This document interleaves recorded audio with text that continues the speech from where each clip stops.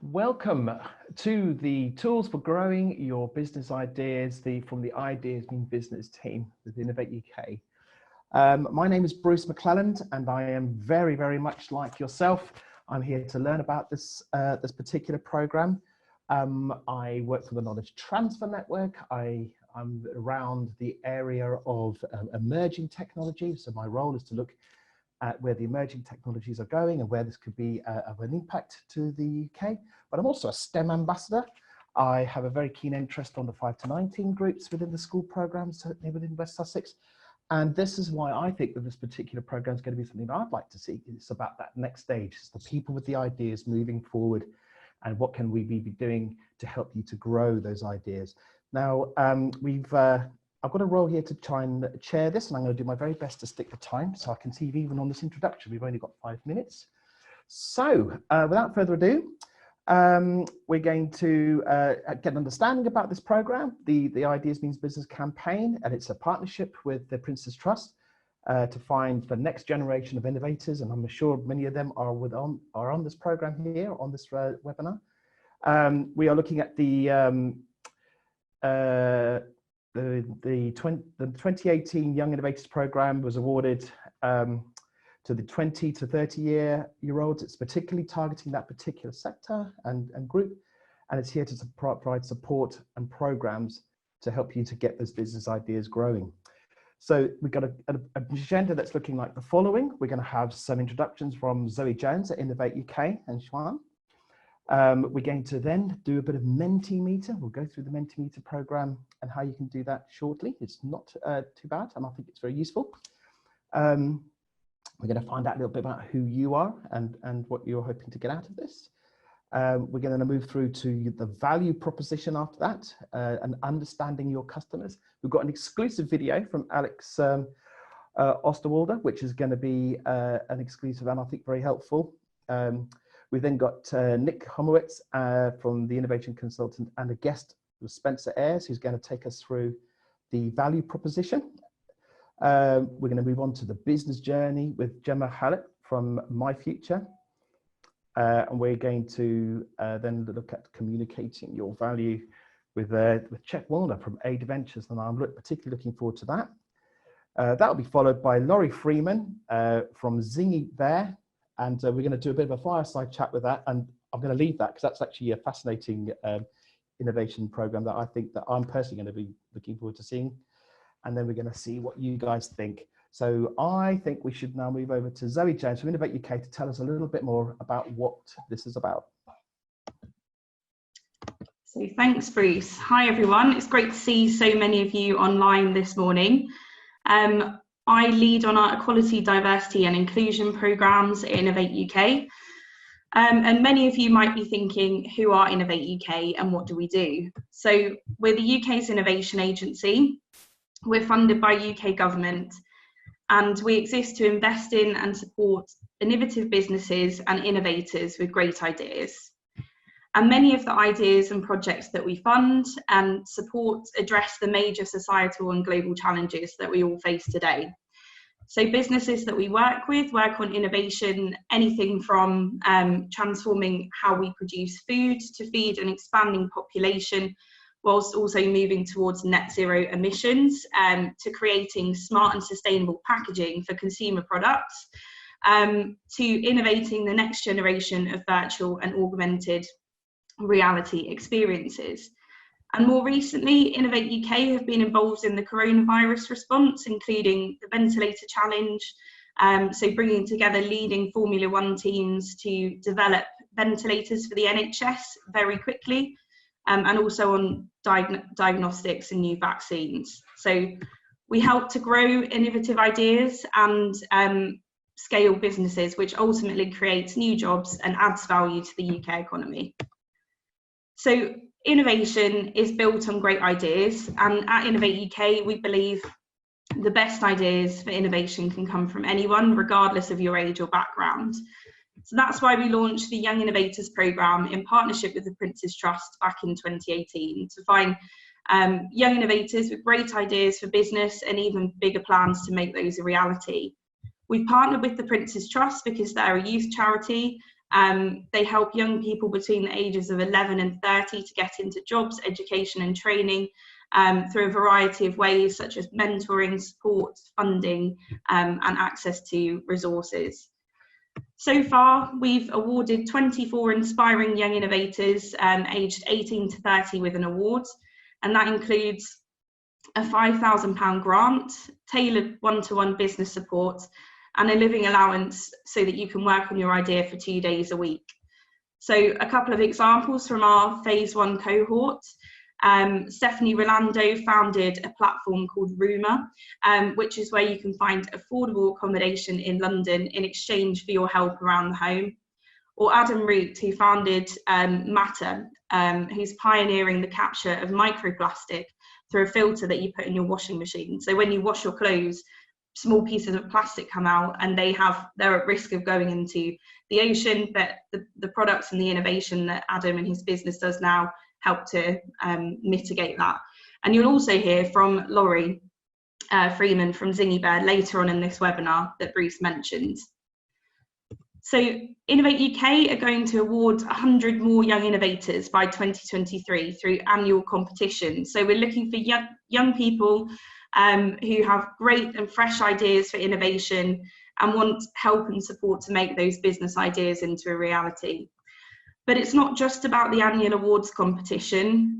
You can get involved through the Ideas Mean Business campaign and the Young Innovators online community, which many of you are doing right now.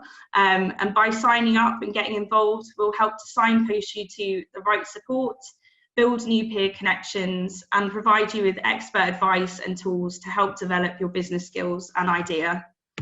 And just to say, this is just the first series of this is just the first webinar in the series of Young Innovators webinars. And we're keen to find out more from you today about what topics you'd like us to cover. So we're looking forward to hearing from you on that. Really hope you enjoyed today and you find it useful. Remember to sign up to the Young Innovators newsletter and to get involved on social media throughout using #IdeasMeanBusiness. And back over to Bruce. Good point. The Q&A box you'll see on the bottom of your screens there's a little Q&A, looks like a little quote box. That is being constantly monitored. So as we go through this and you've got particular questions that you would like to ask generally or as the speakers are speaking, that is where we'll be drawing our questions from. So don't be shy to use that one. Now, the world of Mentimeter. We're just going to have a quick session here on Mentimeter. So the best thing to do here is to open up a tab and go to mentimeter.com. And on your screen, we will show you that URL as well as the code that you put in. And I would keep that open because we're going to keep coming back to the Mentimeter platform as we go through this webinar. So can we have the Mentimeter details up on the screen?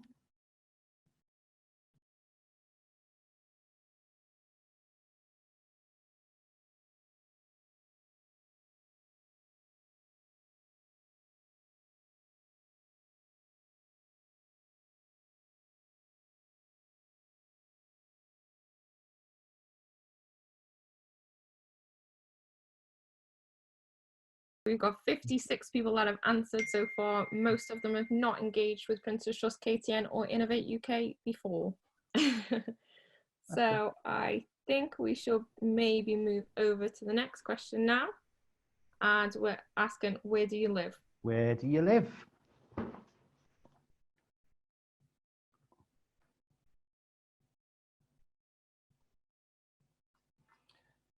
Oh, got some questions coming in, which is good as well.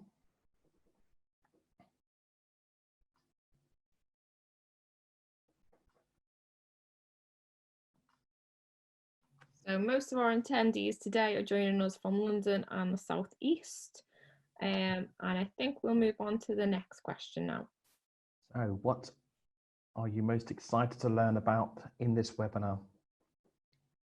It's got things like hearing inspirational stories, learning business skills, finding out about more around the Innovators Program and what support is available.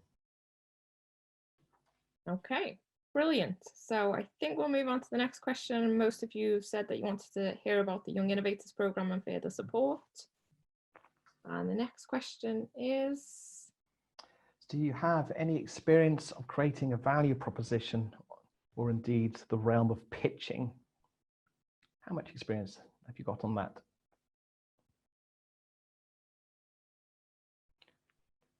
And I've spotted the reference to those that are from the Southwest that would like to have had an option there. Noted. Beautiful part of the world, incidentally. Lucky to live there. okay, and I think we've got most of you answering this, and most have said that they have no experience yet of value proposition or of pitching. Okay. I'm quite comfortable with the fact that we could be ahead on our agenda, because that does build in more time for the Q&A sessions that we've got lined up with our speakers. Now the speakers were keen to have that opportunity to answer questions we went through. So I'm going to look at that value proposition area now and understanding what your customers are looking for. And we're actually going to be joined shortly by Nick Himowitz and Spencer Ayres. But just to kick us off and warm up the crowds, this is an exclusive video from Alex Osterwalder. So he invented the business model Canvas and is a young innovator himself. He co-founded Strategize.com, which is for an area of online courses and blogs. And he authored the business model generation, which has sold actually over 1 million copies. So he's also got a new book that's released this month called The Invincible Company. But take a look at this video and let's set the scene. Hi, my name is Alex Osterwalder, co-founder of Strategizer and inventor of the Business Model Canvas. I'll give you a couple of tips on how to use the Business Model Canvas. Basically, you map out your ideas with the Business Model Canvas at the very beginning when you start out, but then the most difficult thing is to test that idea and to continuously adapt your business model. But it's not the only tool you should use. You should also use the value proposition canvas. So the value proposition canvas is used to make explicit how you create value for your customer. That's not enough in a business. You also need to earn money. So you use the business model canvas together with the value proposition canvas to make clear how you're going to capture value for your business. Okay, second tip. How do you complete the business model canvas? Well, it doesn't matter really where you start. At the end of the day, you need to have those 9 building blocks of every business. Now, what's really important is that you don't just fill out the little boxes and kind of complete them as a checklist. You need to understand how the pieces relate to each other. How do you create value for a customer? How do you reach customers? How are customers going to pay for your value proposition? What are all of the things you need, to create that value proposition, the key resources, key activities? So you need to think of it in a connected way. How do all of these building blocks fit with each other? Okay, now maybe a focus for the entrepreneur.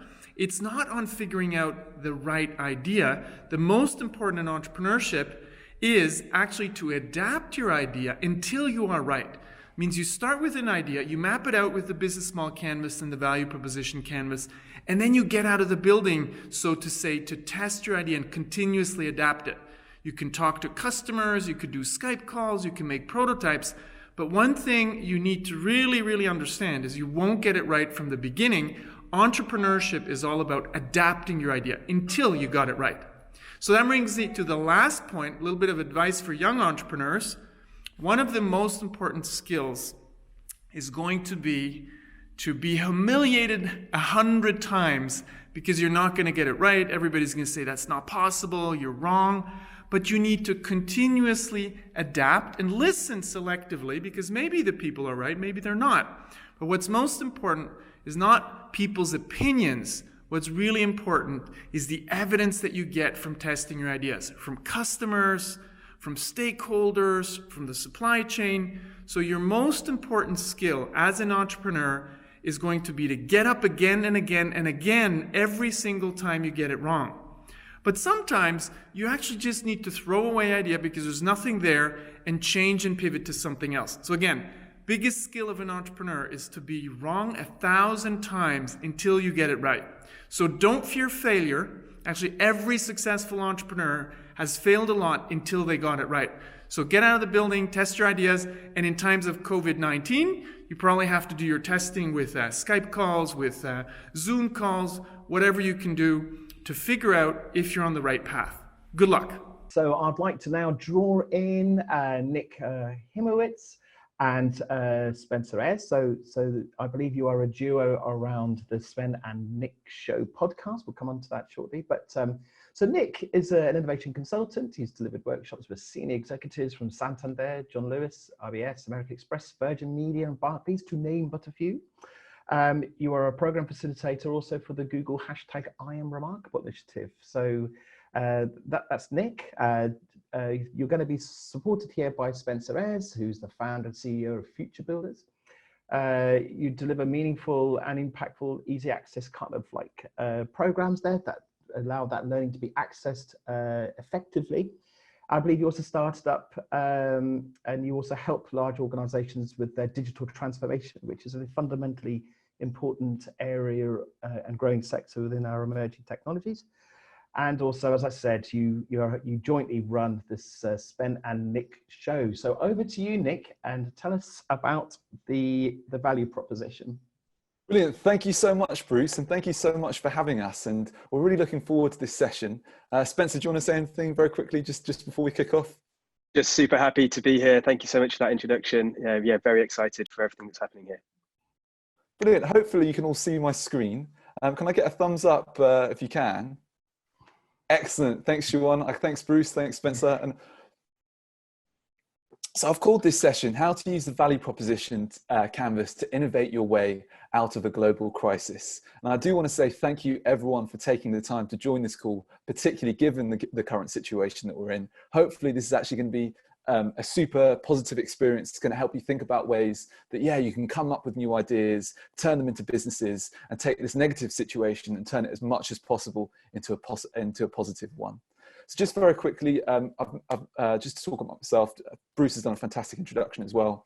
I've been using the tools that we're going to be talking about today, the Value Proposition Canvas tools and the Business Model Canvas tools for years. I've helped businesses use them to generate millions of pounds in revenue. And regularly what I do is help them map out their value propositions and their business models. So I'm very excited to be able to get this opportunity to share with you the tools today. And by the way, feel free to follow me on Instagram. I'm at Nick Himo, or also connect with me on LinkedIn too, Nick Himovich or Nicholas Himovich on LinkedIn. So it's a great opportunity to do that. And I am so happy as well that I've managed to convince Spencer as well to join the call. Because Spencer is absolutely wonderful human being. He's done some things that are absolutely marvelous. He is he was one of the few people in the country to take a startup from zero revenue to millions of pounds in revenue in less than a year. And that was with Makers Apprenticeships, as he was the managing director for that. And he's also now the CEO of Future Builders, which has investment from Founders Factory and also from Nesta. So he's got fantastic experience as well using these tools, but building businesses and turning ideas into reality. So I'm so happy that we managed to convince him to join this webinar to get some of his experience and actually talk about how he's applied them in real life in his own business, and also to show you that it's not easy, as Alex Osterwalder was saying, that you're going to make mistakes, you're going to fail, you've got to get up again, and you've got to start again and again and again. And actually, Spencer's going through a pivot right now, and we were working only yesterday using these tools and applying it to his business. So we're going to get an opportunity to see how he's doing it as an accomplished entrepreneur. So I'm really pleased that we've got Spencer. Go on, Spencer, do you want to say something? Just a very quick one.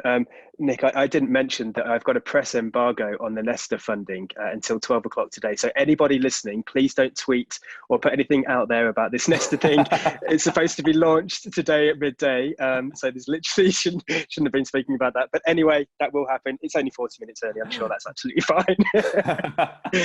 I was expecting you to say, oh, thanks, Nick. That's a great introduction. Yeah. Sorry about that. But it was also a great introduction. And by the way as well, Spencer does some fantastic things on Instagram with Spencer Ayres, so go follow him there too. And as Bruce was saying, we do have our own YouTube channel called The Sven and Nick Show, so feel free to subscribe to that. And we go through a lot of these tools in quite a lot of detail, how to apply them. And we talk about business, innovation, design, learning. So really recommend that you go and check that out, subscribe there for more of the same, really. Also, what I'd like to say at this point is we've introduced ourselves. I think this is a fantastic opportunity to network and get to know one another, right?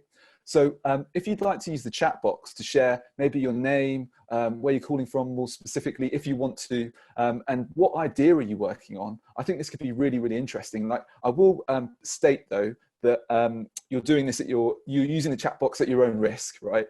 So only if you feel comfortable, but it'd be really nice for you to share your name, share your ideas, because then maybe what we can do is pick some of them and relate back what we're saying to them, if possible. Also, if you want to network with each other and share your Instagram handles or your LinkedIn URLs, feel free to do that as well. It's a great opportunity, right? But let's talk about what I'm going to be talking about over the next 20-25 minutes or so. So there are three main parts. The first part is I'm going to talk about 5 mistakes that everybody makes when starting up and what to do about it. So we're all going to make these mistakes, so we might as well be aware of them and then learn from it. Then the next thing is I'm going to introduce you to the Value Proposition Canvas, which is the main tool from this book, Value Proposition Design, which I highly recommend getting if you haven't already. I think it's the best business book I've ever read, and it's the gift that keeps on giving. So that's really helpful. Then what we're going to do is talk about how businesses are innovating in a crisis, give one main example, and then go on to talk about Spencer's example as well. So if that's all right, I'm going to crack straight into it. Spencer, you're going to jump in. If there's any comments that you think are great, let me know. Or if there's any questions that you see coming up, feel free to ask questions as well throughout. There's some great things coming through on the chat. Just so many great ideas really coming in. So yeah, keep on going with that. We'll perhaps come back to those in a few minutes. Brilliant. Thanks, Spencer. So I really quickly want to go through these 5 mistakes that we're definitely going to make. I was talking to Spencer about this last week, and he said he keeps making them even though he knows that they exist, right? All the time, every single one of them as well.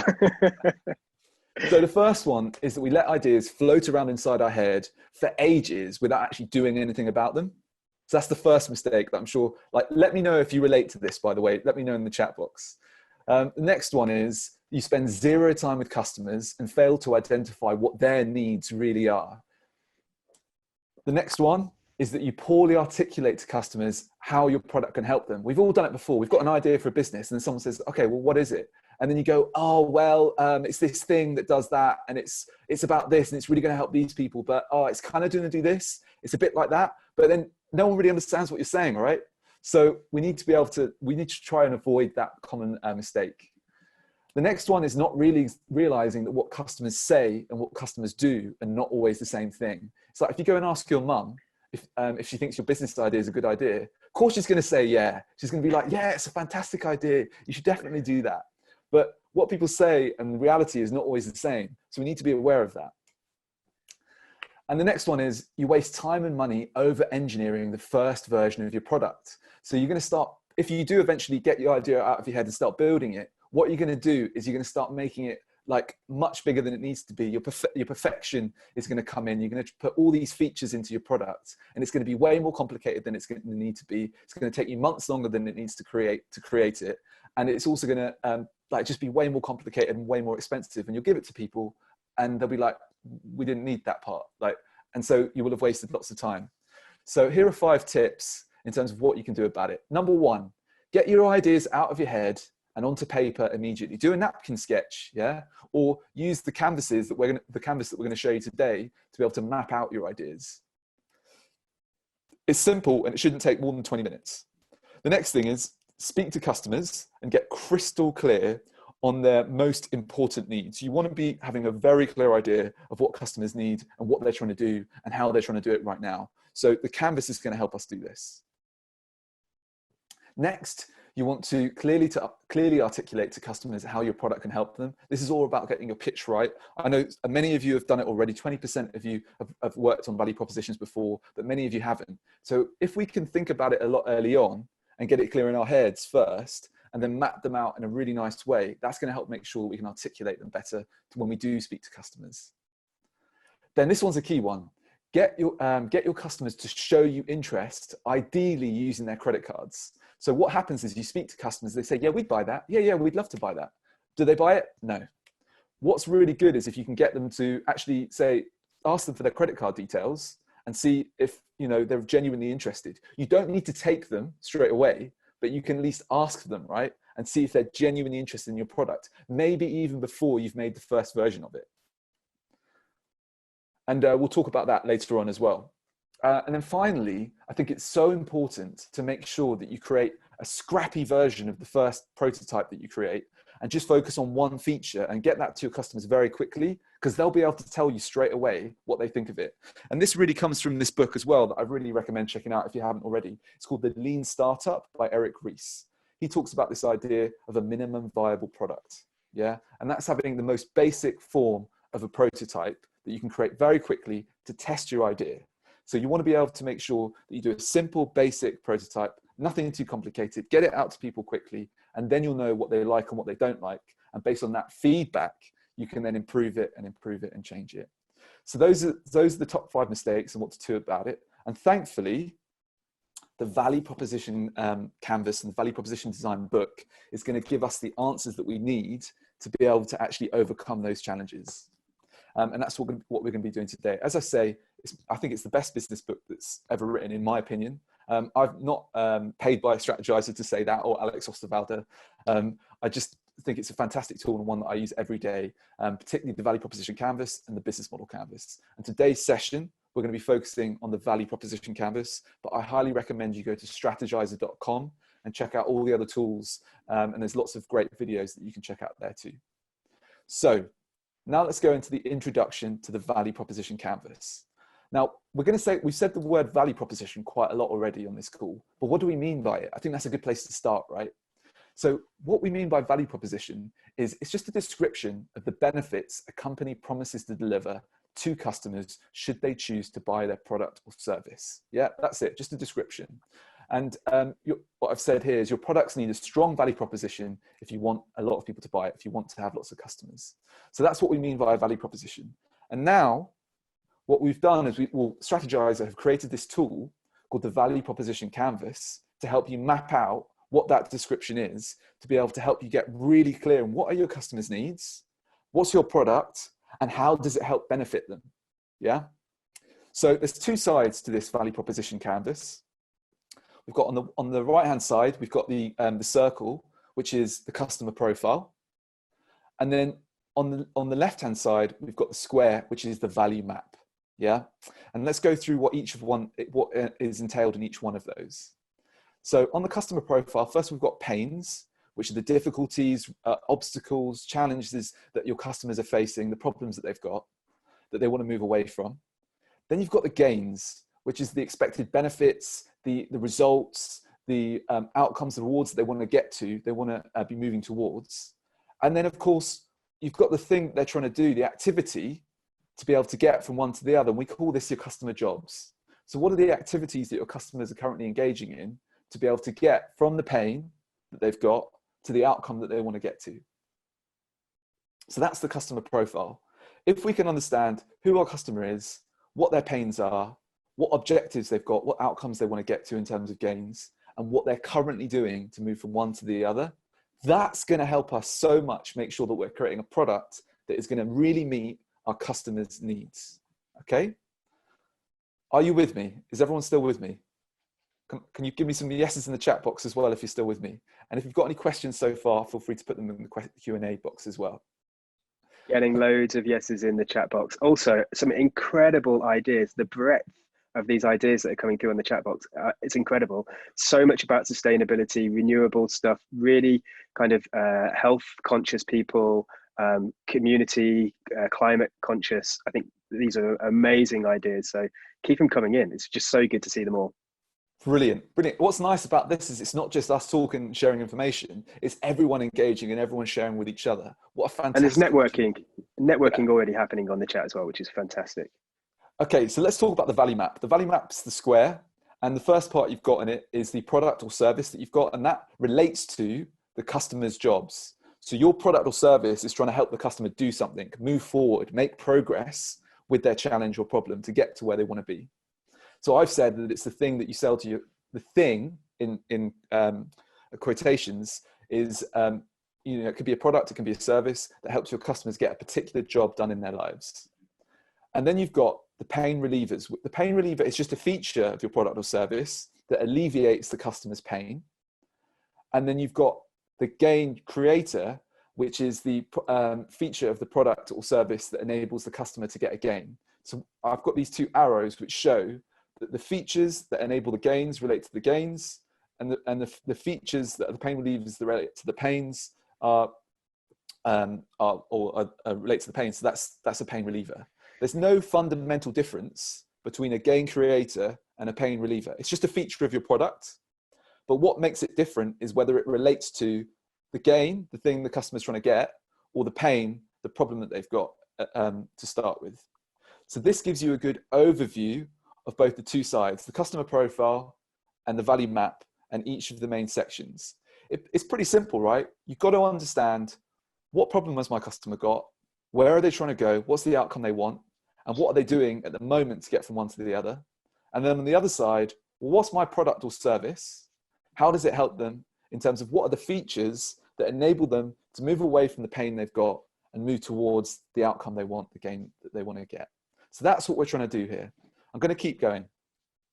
So I've got an example here, Tesco. So let's put this in context and give you a case study, because I think this is one that a lot of us are using right now, right?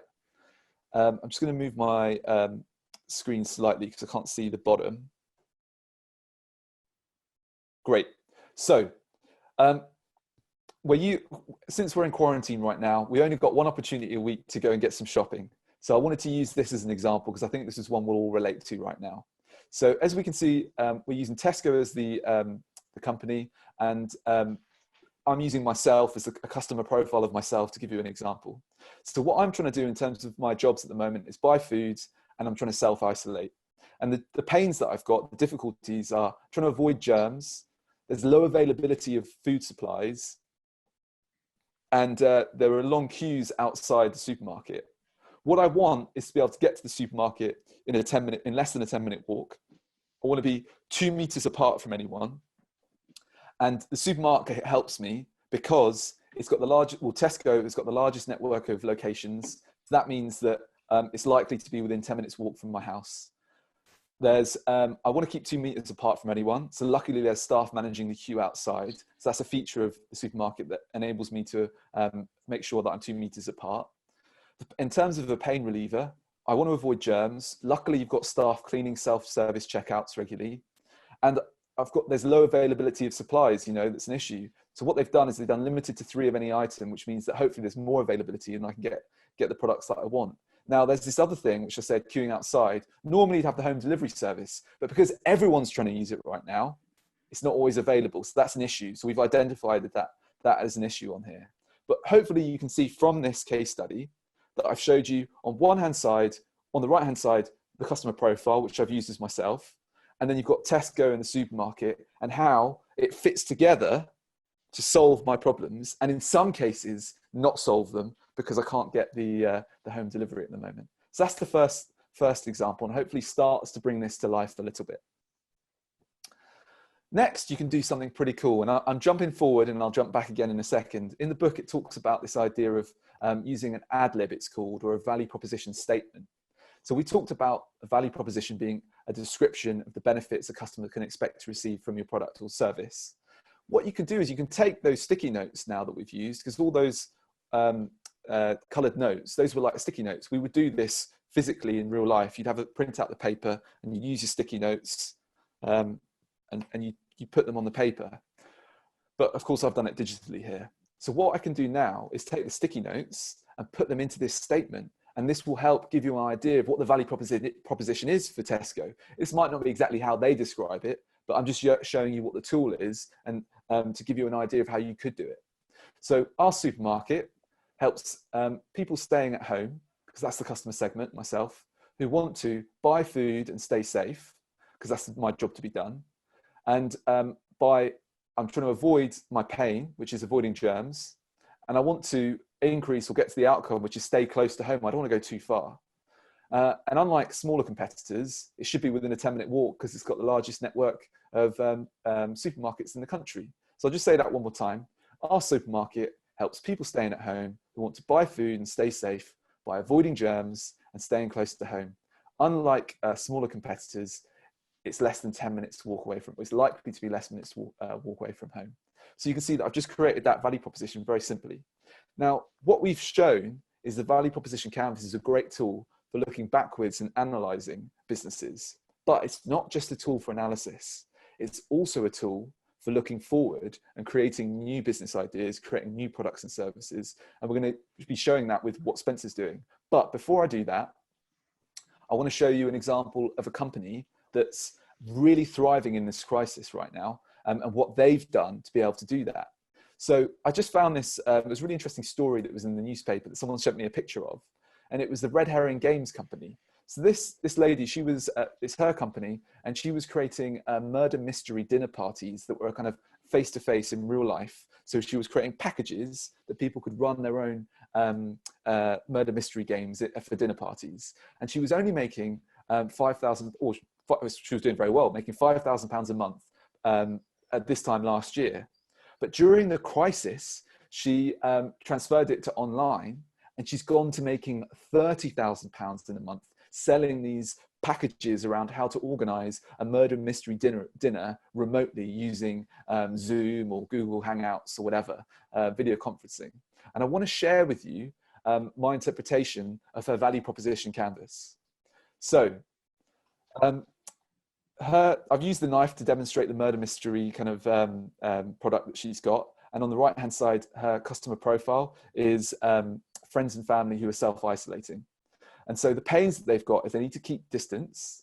They need to take, well, it takes ages to organize a video call with your family. I did my first family one 2 weeks ago. I'd never got my mum and my dad together, and then my sisters all on the same call, a video call. It was a nightmare to organize.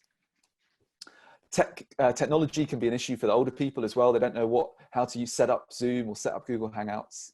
And spending, like a lot of people are spending like more than 2 hours a day watching Netflix and not really interacting with people. So the outcomes that people want is they want to socialize. They want to like have a night out kind of thing, even though we're kind of having to quarantine, right? They want to do something different.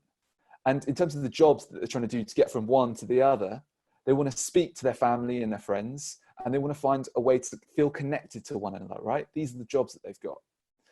And then, so you've got the product, which is the virtual murder mystery parties, packages. And you've got what are the pain relievers? What are the features of that product that enables the customer to get over the pains? Well, you've got a virtual format. Well, that's handy because lets people keep distance. It's a DIY kit. You can do it yourself. So it helps organize the calls. It tells you everything you need to do to make it as seamless as possible, and gives you like a checklist. There's an email information about what software to use that you can send to your family members or friends, so they know exactly how to set it up themselves. That's made it a lot easier for technologically speaking. And again, I can't see the bottom one. So it's a more social form of entertainment. Oh, I'm gonna have to catch up here.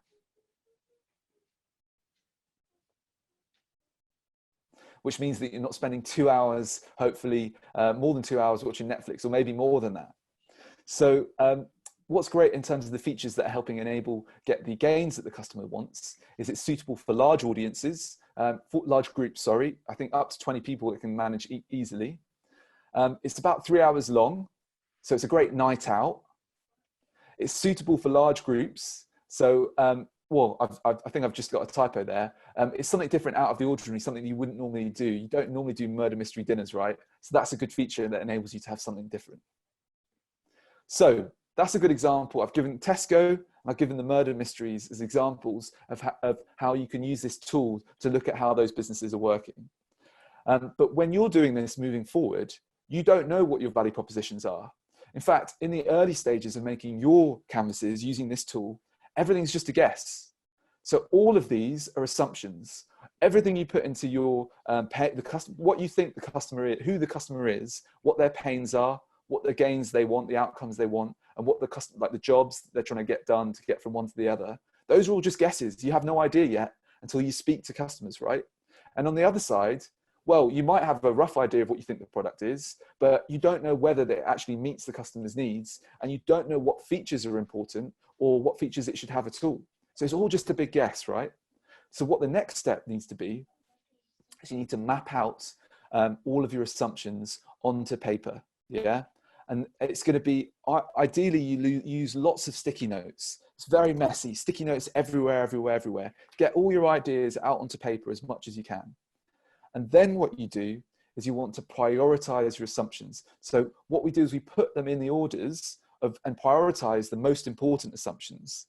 So like if we're, Spencer's going to share an example with Future Builders, but say we're trying to start a new, creating our own kind of virtual murder mystery kit.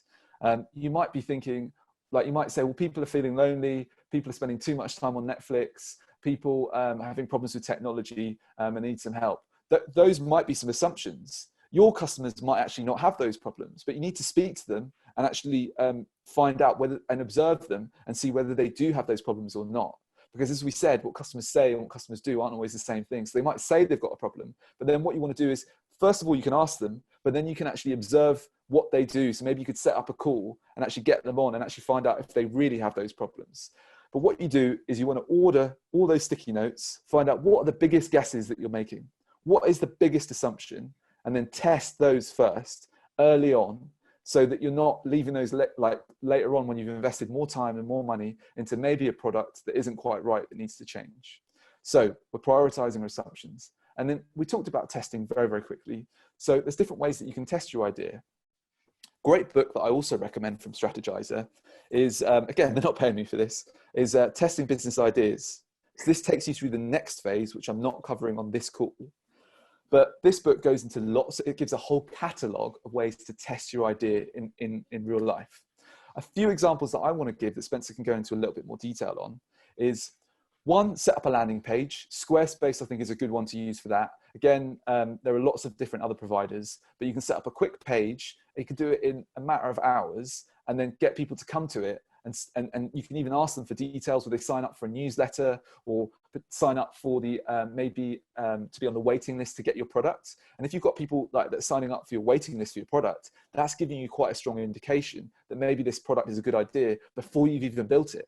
I think this works really well with online courses. Don't build your online course first, get people to sign up for it, see if there's interest, then build the course. That's what I recommend with that one.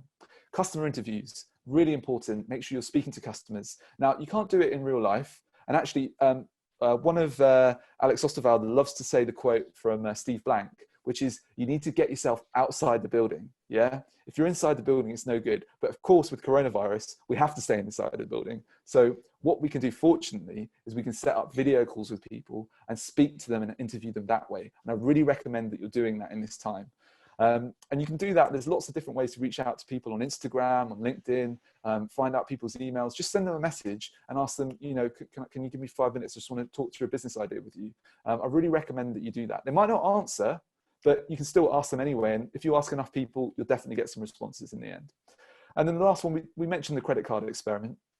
Now, you've got to be careful how you do this with GDPR and all that. But what you can do is you can ask people on your website to maybe go through to a page where it feels like they're going to pay for the product. And it might ask for their details, but you don't have to take them, but you can record on your website that they were ready to go to that next phase. And again, that gives you an idea of whether they were really going to buy that product or not, and helps you know, like it helps you overcome that challenge of customers, what they say and what they do are not the same thing. This idea that your friends or your potential customers say, we love the product, yeah, we'll go for it.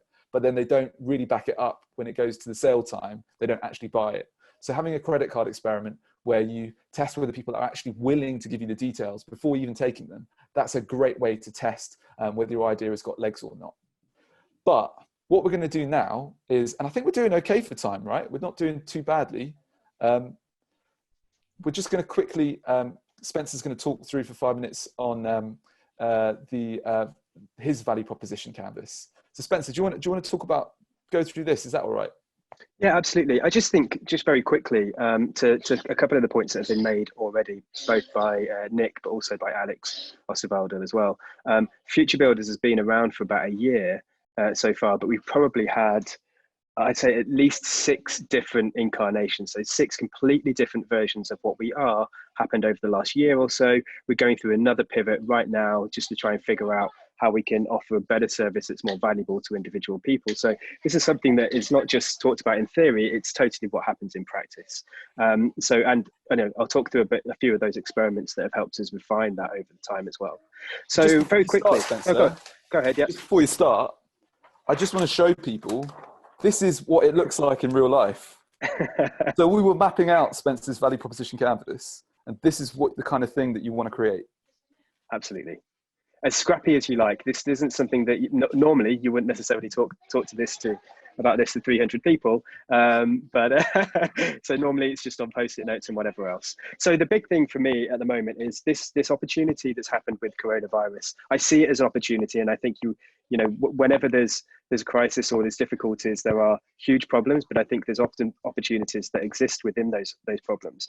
And I see now that there's a big problem around lots of people are going to be made redundant over the next few months and years. That's, of course, it's going to happen, particularly in the hospitality and retail industries. So what I'm looking to do is pivot away from something which was all about helping businesses with their staffing and kind of improving training within their organizations, to directly helping people that are at risk of losing their jobs. They would have been at risk of losing their jobs anyway because of automation, because of globalization, because of changes in societal factors. But actually this coronavirus pandemic is accelerating that risk that they're going to have around their job security. So I really want to be helping people that are at risk of losing their jobs. And so here's some of the pains that those people are going through. There aren't any jobs for the current skills that a lot of those people have. So if you're working in Tesco, we've been using that as an example. There's automated checkouts right now. Okay, Tesco's is busy because it's providing a service right now, but there's so many areas of retail that people just won't have or don't believe that they have the skills that are transferable to new and different businesses if they get made redundant. Often people don't know if they can start a business. So here's a little hint about what future builders will become. A lot of people don't have that confidence and that belief in themselves about being able to start a business. They don't know whether they're going to be successful with it. They don't know any entrepreneurs to see how it's done. They don't have that connection that a lot of people have. Now, very, very quick story is that I used to be a teacher. I was a teacher for 8 years, helping people, teaching kind of IT, media, film, games design, games development, lots of stuff around creativity and computers. And I was stuck in this rut of being a teacher. That's a great job, don't get me wrong, but I really had different ambitions and different passions. I was really lucky that I fell into contact with a couple of entrepreneurial people that gave me the confidence in my ability as an entrepreneur and took me on this new path. So I think, people don't have that network of entrepreneurs quite often, which is amazing that this program is already providing that as well. Some of the gains that people need to have is, of course, income. If you've lost your job, you're going to be suffering in terms of your own income, or perhaps you've got a job where you want a side project that can provide you with some extra income as well. So I think that's one of the gains that I'm looking to help people provide. And ideally, I like this idea of becoming financially free. And having this ability to have multiple channels of income coming in, maybe multiple businesses, and as well as having multiple jobs, perhaps, because I think that's a trend that we're seeing more and more. I think there's another gain, which is that you're able to build your own business and start your own business once you've got the confidence and the toolkit that you need in order to do that. I just need to move one of my screens here as well. The customer jobs that we're looking for here is, of course, going through the coronavirus that we are now, there's a lot of people that just don't have anything to do. They're out of job, maybe, but they've been furloughed. They're looking for kind of interesting things to do rather than sitting in front of Netflix for 2 hours. So I see that this is an opportunity to utilize some of that time for a positive good for yourself. And also people need to be able to find a business idea that captivates them, that motivates them, that feels like it fulfills a purpose in people's lives as well. So that's everything on the kind of customer side. So what we're looking to build as part of our product and service actually is really content and a platform that enables people to start a business. That's it at its most core and most basic. There's some kind of matching service that matches people with where they are right now to other people that might be able to provide those links to entrepreneurs, but also to experts as well as a matching service to great content and great courses.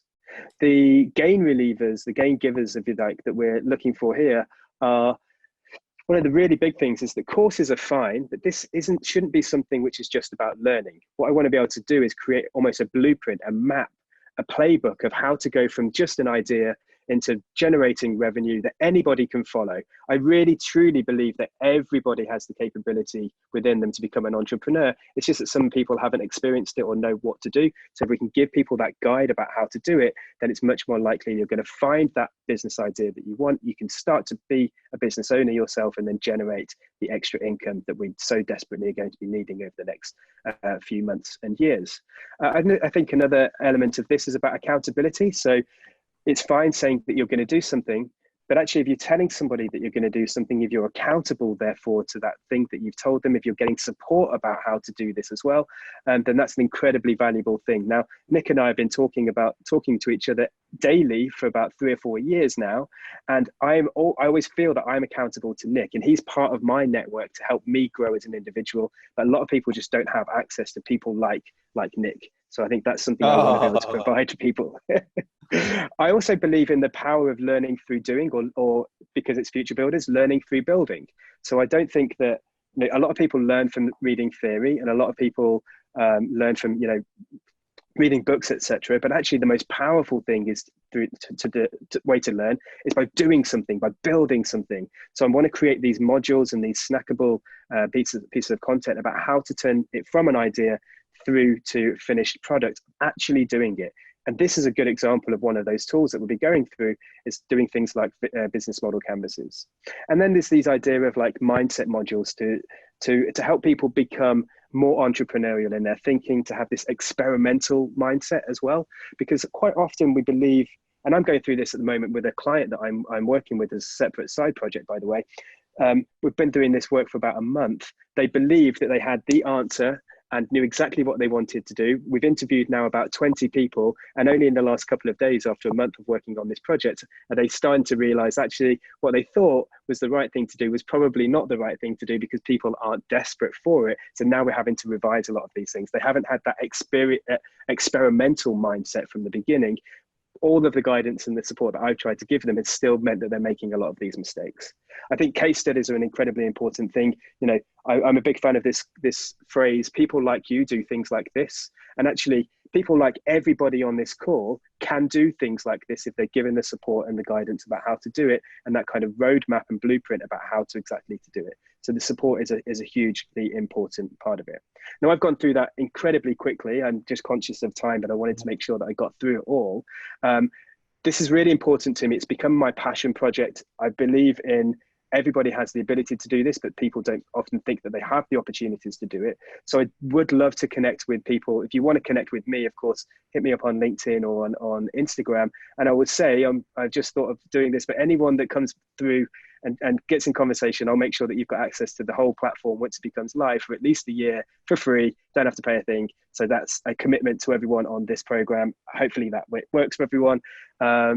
Nick, have I probably gone over? I always go over. Just a little bit. I think we've got 1 minute left of our scheduled time. So I just want to fly through the last slide. So can I just do 1 more minute? Is that all right, Bruce, just to finish off? We've got some questions. Let me just finish this. You go to strategizer.com, check out the books. I really recommend you get them. Check out the masterclasses as well. Alex was keen to show those, and also check out the blog. It's absolutely fantastic. Please subscribe to the Spen and Nick show and connect with us. Nick Kimmer and Spencer Ayres. That's our session now. I don't know, sorry we've been a little bit over there, but Bruce, that's it for us. Well, look, I'll tell you what, I'm going to set you to a challenge out. So Spencer, are you able to bullet point an answer in under 10 seconds per question? The following. Yes. How do you recommend a new idea should be protected? I personally I don't think ideas are worthless. Like, it's all about execution. Don't worry about people stealing your idea. Work harder, just get it happen, make it happen. You couldn't get people to if you go to a big company and try and get them to steal your idea, you couldn't even get them to. Don't worry about people robbing your ideas. Just work harder on it. So, +1, absolutely agree. So if you are going to lose sleep over patents, is there a quick fix, or is there someone you can run to make you sleep at night? I've never really been involved in that part, to be honest. I think it's better just to go for it and just it's all about execution is my opinion. But I personally might run over to your local growth hub for a steer on that one, if that was your worry. Okay, so I think people would like to have links to the books, and certainly there's interest in your presentation. If through the KTN, Siobhan might be able to answer that maybe at the end of the show. But very quickly, Nick, how do you feel about Kickstarter as a way to test whether there is interest in your idea and if people are actually willing to invest money? Yeah, I think Kickstarter is a good start, a good way to do it. The problem with it though is that you kind of need a big audience to start with that. If you don't know anyone and you set up a Kickstarter page, no one's going to find it. It's not like there are people waiting, like hundreds of people, thousands of people waiting to pay for the product using Kickstarter. So you kind of need an audience already. So I think it's important that you start building that audience yourself. If you already have that audience, Kickstarter is amazing. If you haven't, work on building an audience to start creating content around your idea. I would be making videos about the problem that you're trying to solve and potentially your solution, and build an audience that way. And then I think that Kickstarter can be very, very good. Okay, 10 seconds on. If you've got two customers, do you do two value propositions, i.e. one per customer? Yes. Yes, the answer is to that question. One canvas for each one, yeah. People would like to contact you. So maybe, I think you might have covered that off, but can you just put something in the chat there about how people can contact you, the best way of doing it? I am going to move on. I think that was a very, very useful session. You could see how enthusiastic people were on the questions and the chat. That's very inspiring. Thanks, team. You're staying with us for a bit, I take it? Yes, we'll be able to stay for a little bit. Unfortunately, we won't be able to stay for the full session, but we'll stay a little bit and try and answer some questions in the chat box. Thank you very much. Thank you very much. And we move swiftly through. Let me just quickly shut that down. So we're moving swiftly through to the value of the business and the thing that the business propositions and potentially how it can change. We are blessed. Gemma Hatlett is the founder and CEO of My Future. My Future is actually an app, and oh, how I wish this was available when I was at school, connecting school leavers to organizations that are looking for young talent. I would have been found so much sooner. So that's following a successful pilot. So My Future app is aiming to put 100,000 young people towards employability and prosperity. And what a great idea. Gemma is a former international rugby player, oh my word, and a PE teacher. Also, Gemma is named the 30 most influential business women. She made that top 30 list. I think we need to hear from Gemma about the business proposition. Thank you very much for a great introduction. I'm still adjusting to life being an innovator.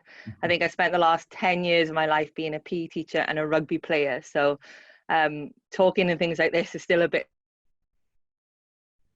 like, so yeah, I'm just going to take you on a little journey and tell you the stages we went through to get My Future live and why it exists how it does.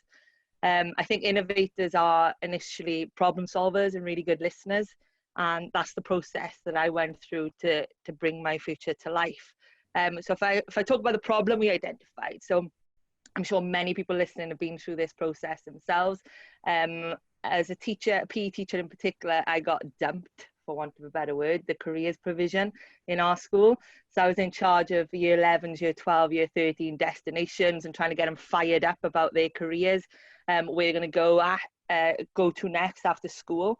And, you know, we'd had 1 hour a fortnight in a computer room, sat at these really old desktops and doing endless job search, course search, apprenticeship searches, and trying to really galvanize and get these young people excited about their futures. And all they wanted to do, to be honest, was go on their phones and they would say to me, "Oh, miss, can I just do this on my phone? It's so much easier."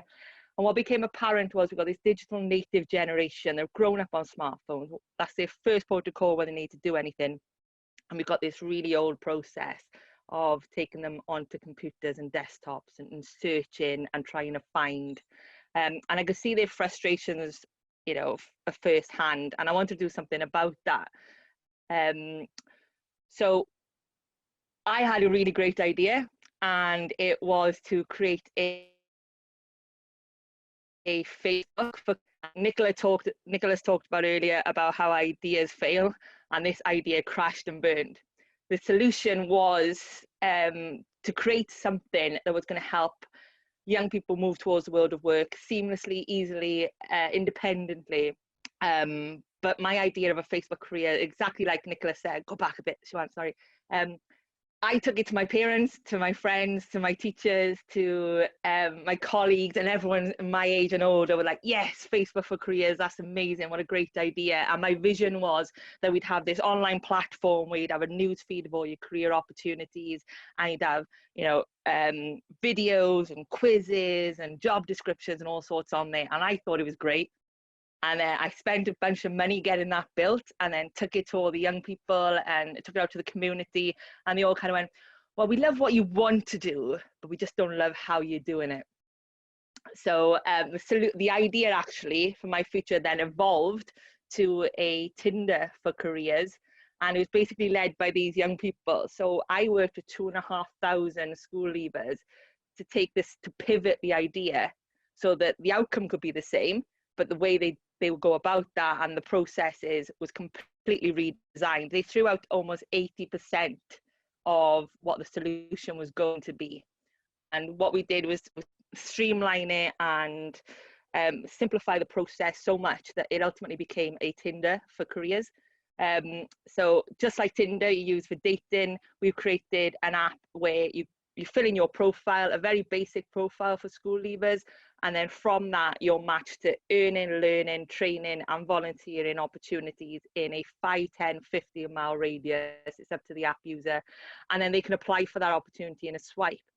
So we want to really kind of push the career process forward. We want to step away from application forms and CVs and all that kind of boring stuff that's been around since the 50s, and move it, you know, really kind of just kind of motor forward and say, actually, this is who I am as an individual. I'm a school leaver. I don't have, you know, 10 years worth of experience. I have, these are the skill sets I have. These are the qualifications I have. These are my interests. What's out there for me? And then bring all that in. So, you know, yourselves, you want to be sat on, you know, sofas and lying in your bed, and all you want to do is open up the app and go, yep, nah, yep. And it's done. Within, you know, 3 swipes, you applied for 3 jobs or apprenticeships. So that's the solution that these guys came up with. We're still a very early version right now. We've got a runway over the next 3 years of development and building and growing. We're still very early doors, but I think what Nicholas mentioned earlier is it's good to get something out and test it and get the feedback. You know, we pivoted 80% of what the solution ultimately became. And if we didn't get that out early as an idea, and get our audience engaging with it, we never would have known that 80% of it was worthless, to be honest. So it's going to become bigger and better. I'm really excited about, because we keep engaging with our audience. 2 more things we're going to integrate into the app is AI powered interview preparation and some skills bursts to develop some transferable employability skills. And then that's it. We're not going to develop further than that because our audience doesn't want it. And I think that's really important to us, is to keep things as simple as possible. And yes, you'll have all these ideas burning, but ultimately if a user doesn't want it, put it to side. And as a result, where we are now, Siobhan, if you could show them a view of the app there, is a very simple process. It does 4 things. You create a profile, it generates an instant CV, you can swipe to apply, and then you can track your applications, and that's all they want. And that was really important to us. Going forward, we're on a mission, like Bruce mentioned, to mobilize 100,000 young people towards employability and prosperity. It's not just about any old job. It's not just about, you know, ticking a box for us doesn't mean moving somebody into, you know, a low paid, low skilling job. That's not success for us. Success looks like moving young people towards better paid, better skilled jobs, and ultimately improving that prosperity of young people.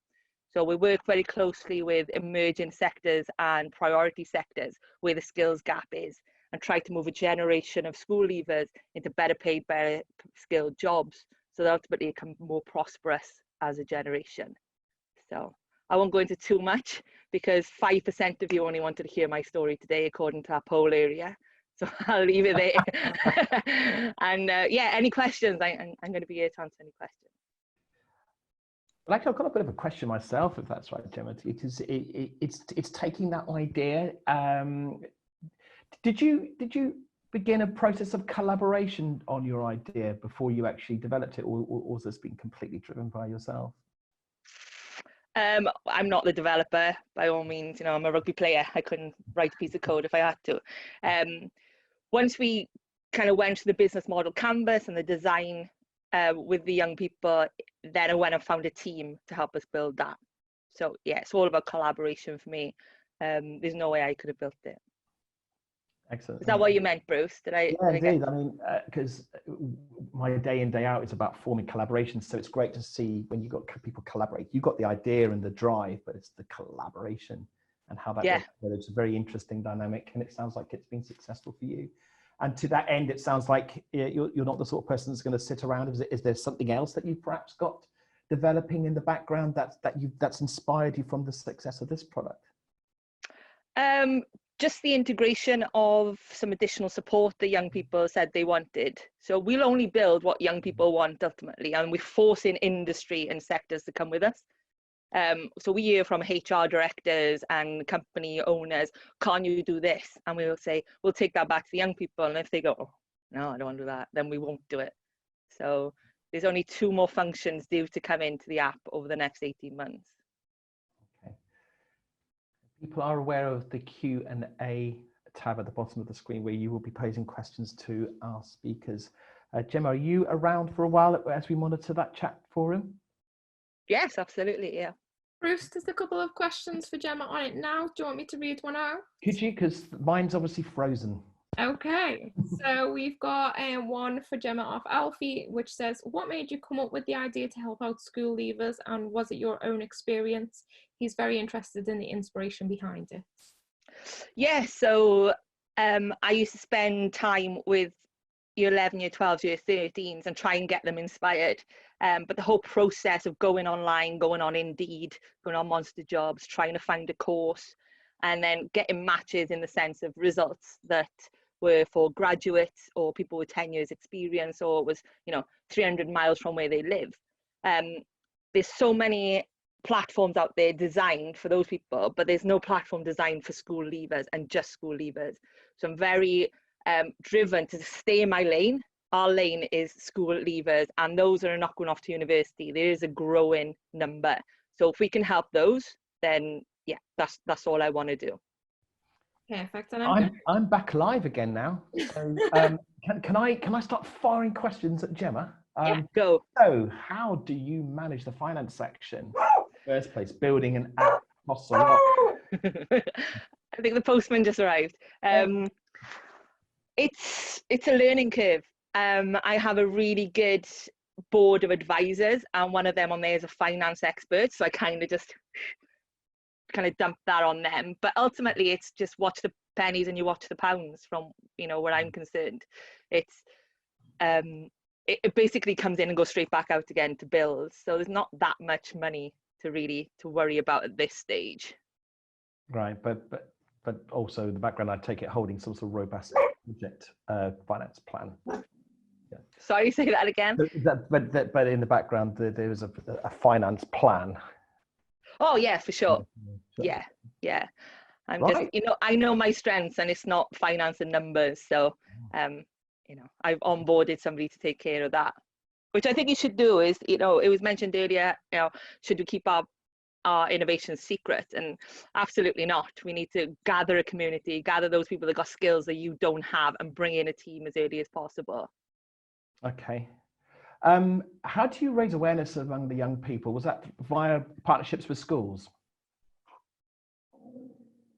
Sorry, Bruce, you've frozen on me. Was there a particular school campaign for your targeting, your marketing, so you could raise awareness of the application among young people? Yeah, I started small. I started with the school that I was working in, and then I started with the local community around that, and moved outwards geographically from kind of a central hub. With a two-sided platform, it's really important that you grow at the same pace.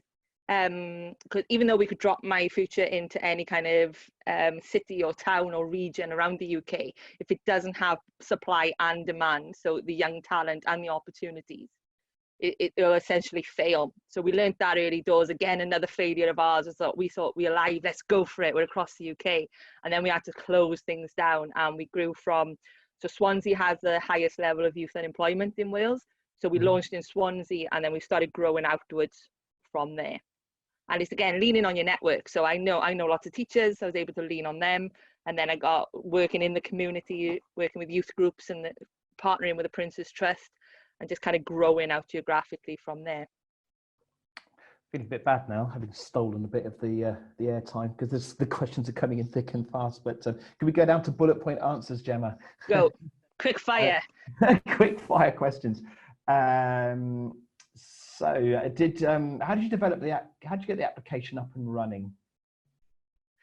I took a kind of canvas model of what it should look like, that we gathered all the information from 2,500 young people, and had met these really great developers and said, okay, that's what we want to create it for me. Okay. Then is this a social enterprise, or is this a profitable program?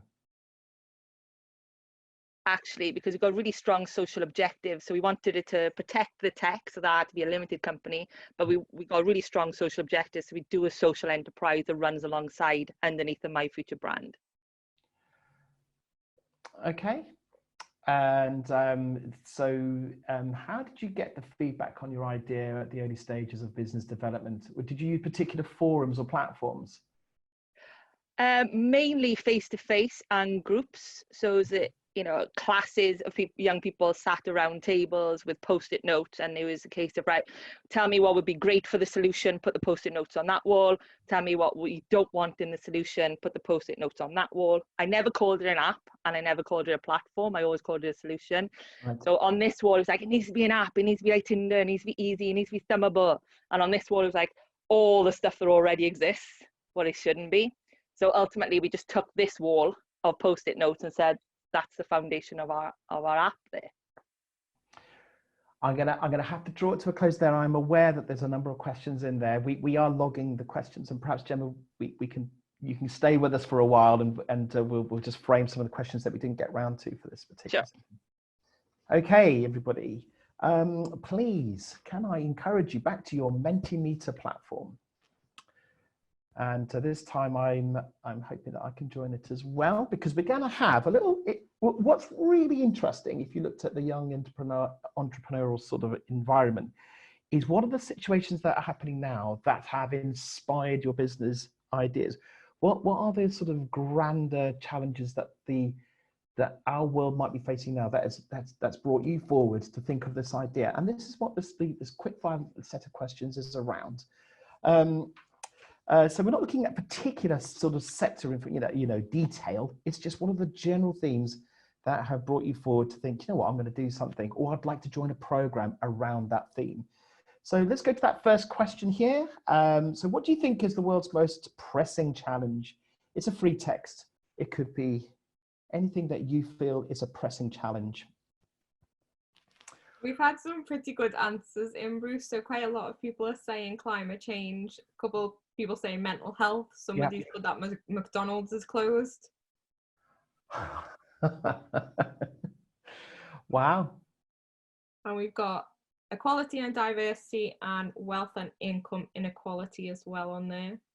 The interesting about the mental health as a rising issue, and we're seeing a lot of organizations actually assigning their mental health first aid officers. Interesting program. A couple of people saying COVID-19 as well, which is obviously very timely challenge at the moment that we're facing. Loneliness. I was the Connected Cities specialist for the KTM for a while. Loneliness was a big driver for the Connected Cities piece. Interesting. But VR technology, financial crisis, water shortage. Oh, our Jonathan Abra will be very pleased to see that. Sustainability. Okay, look, really interesting. Thank you. Can we look at the next question here? Do you want to be involved in creating a solution for these challenges through your ideas or business? So is your business thinking linked to your drivers?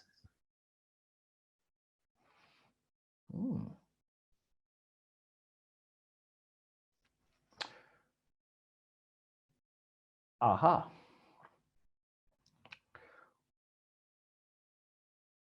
So that's, well, we would have expected there to be a majority around the passion driving the influence on the idea, but there are others.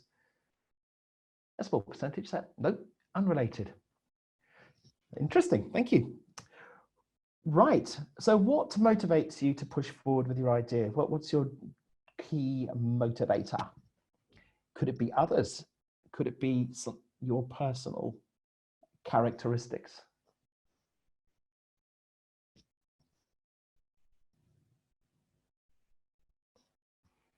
Perhaps it's finance. Gap in the market, interesting.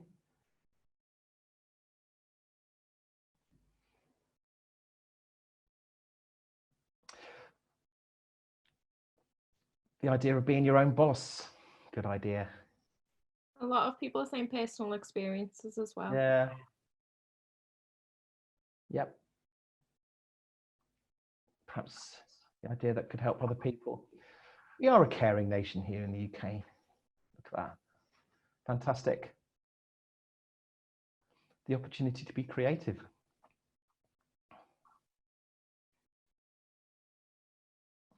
Helping others. Thank you. Just coming to the end of that. Right, so how do you feel about speaking to a large audience? I have been blissfully kept unaware of how many people are on this webcast. I could be talking to 4 people for all I know, but I love it. What about yourselves? Speaking to large audiences.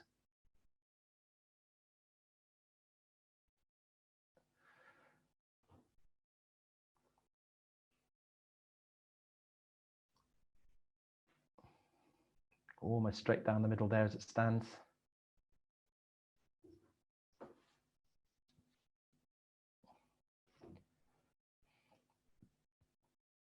Okay, that was interesting. Thank you. Okay, so we kind of ended up on that speaking to large people challenge. And I think that's something that some people love and hate, and some people begin hating it and begin to love it. But it's about that communication and communicating the value proposition of what you are about. I'd like to introduce you to Czech Warner, who's the founding partner of Ada Ventures. Czech's going to tell us a little bit around about putting yourself in that frame and positioning your value. Well, looking at the credentials here, Czech is definitely the person to talk about this. So Czech Warner, founding partner of Ada Ventures. So you're one of the founding partners, and that's a 34 million seed venture capital fund program. Obviously, we know Ada Ventures is named after the Ada Lovelace, pioneering computer programmer and mathematician. The Ada Ventures is backed by a group of mission-aligned investors, which includes the likes of TransferWise and Supercell. Czech is also the co-founder and CEO of Diversity VC, and that's a non-for-profit organization making up and to represent the interests of individuals working in venture capital who seek to increase the diversity throughout that particular industry. Czech has was graduated from Cambridge University and has worked in advertising and then went into the VC industry, so that's a transition. Also when in that VC sector, worked for Seraphim Capital, Downing Ventures, and Techstars. So Czech has come here and been named as 35 in the under 35 in management today, 2018, and in the Forbes 30 and the under 30 Europe in 2019. So quite a skill set there. Let's hand over to Czech and see what this is around. Thank you, Bruce, for that incredibly glowing introduction. I feel I have a lot to live up to after all of that. And thank you so much to Innovate UK and KTN for having me at this webinar. I'm just a little bit intimidated, having had that question just now about how comfortable people feel about presenting in front of lots of people, because this is not only my first sort of webinar for 285 participants, I think it is at the moment, so I've never done this before, so go easy on me, but I'm also talking about pitching and selling and presenting, and I hope that I can actually do a good job of that, so you don't think that I'm going to be telling you kind of rubbish things. But I'm going to talk for about 20 minutes, maybe even less, just about how do you actually sell yourself. And my experience of this comes from pretty much what I've done with Ada Ventures, so raising £27 million over the course of the last 18 months. So what I'm going to do is I'm going to share my screen, and I hope that this will go okay. So let's see how this will work. Okay. So the first thing I'm going to do is I'm going to tell you a bit about what I'm going to talk to you about today. So it's how to sell yourself and your business idea. So about me, as I just talked about, I am a partner at Ada Ventures, which is a fund which is all about focusing on overlooked founders and overlooked markets. So we invest anything from £250,000 up to £1 million in companies that are founded by overlooked founders or are serving markets that we think have been overlooked. So healthcare, consumer, and the future of work are three of the kind of key sectors. As Bruce mentioned, I'm also the co-founder of something called Diversity VC, which is a non-profit and is all about promoting diversity and inclusion in venture capital and tech. So I'm super passionate about this topic. I've dedicated a lot of my working life to trying to level the playing field for everyone to access the same opportunities.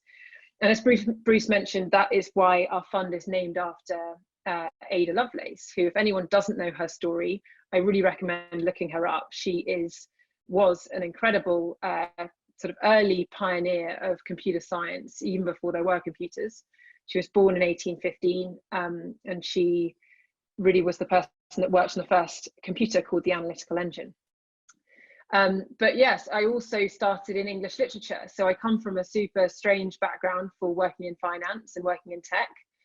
And I also started working in advertising before I went into finance and tech. So I've made quite a few kind of different career pivots in my time, and can talk about that as well at the end in the Q&A section.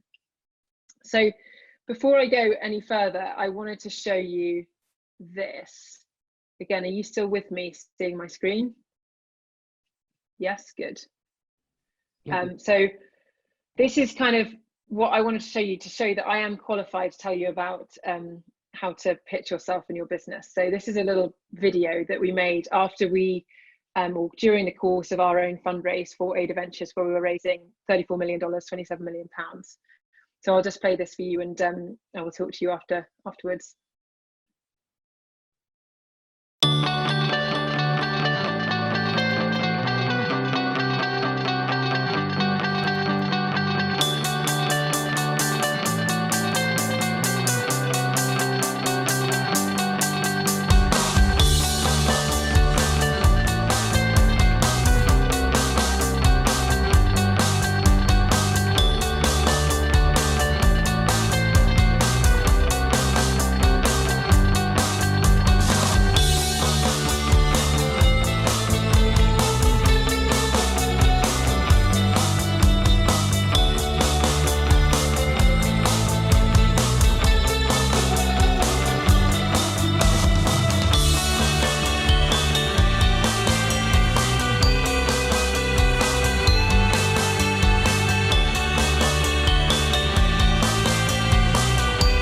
What are you working on? These are our notes, 48 pages of notes that we take when we meet LPs or people that are just kind enough to help us. We're now going to take yet more notes and put them into yet another version of the pitch deck. We're on day 3. But we just had a call with 50 South Capital, which is a very, very old bank in Chicago, and we were discussing kind of this process of staying alive and how it's so important just to basically stay in the game with these LPs. I think as the week's gone on, we've really got into some of the people that are a bit more our people. Just today, we've had 2 really exciting meetings of people who I think, they could be small checks, but actually they could be really brilliant, supportive people who are going to kind of help us raise our game. This is where they keep all the money check. Bought my bag, ready to be filled up. I think that's how it works, raising a venture fund, right? Just go to where the money is and ask nicely. make sure you bring a big enough bag, and they fill it up, right? And we go and invest it in these amazing companies.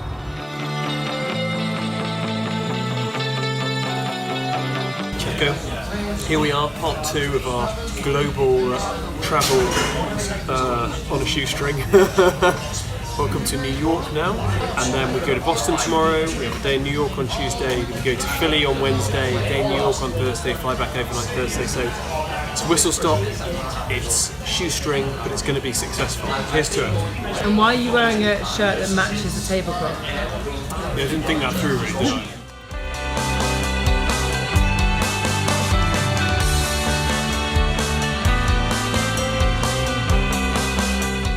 First time in Louisville. It's a great day. We had bourbon for lunch. They were just a joy. The family office component, obviously, very rich principals that invests in deep tech companies and also has an LP strategy on the side. So who knew? I think the biggest thing was that we decided to go, to take a risk, to fly down here for the day on a little bit of a whim, but it was absolutely 100% the right thing to do. Well, as you know, Checo, when we travel, we try to be as local as we can. We're here to meet some amazing female principals who hopefully will want to invest in our fund, and we're super excited to be here. And I've just noticed your earrings that you're wearing, which are radical. Which glamorous location are you in today? Just in San Francisco, California. Oh yeah, let me just check that out. Oh yeah, totes. Third meeting with the British Business Bank. Hurrah, go Brit. Very exciting. Go get him, old Mother Hubbard.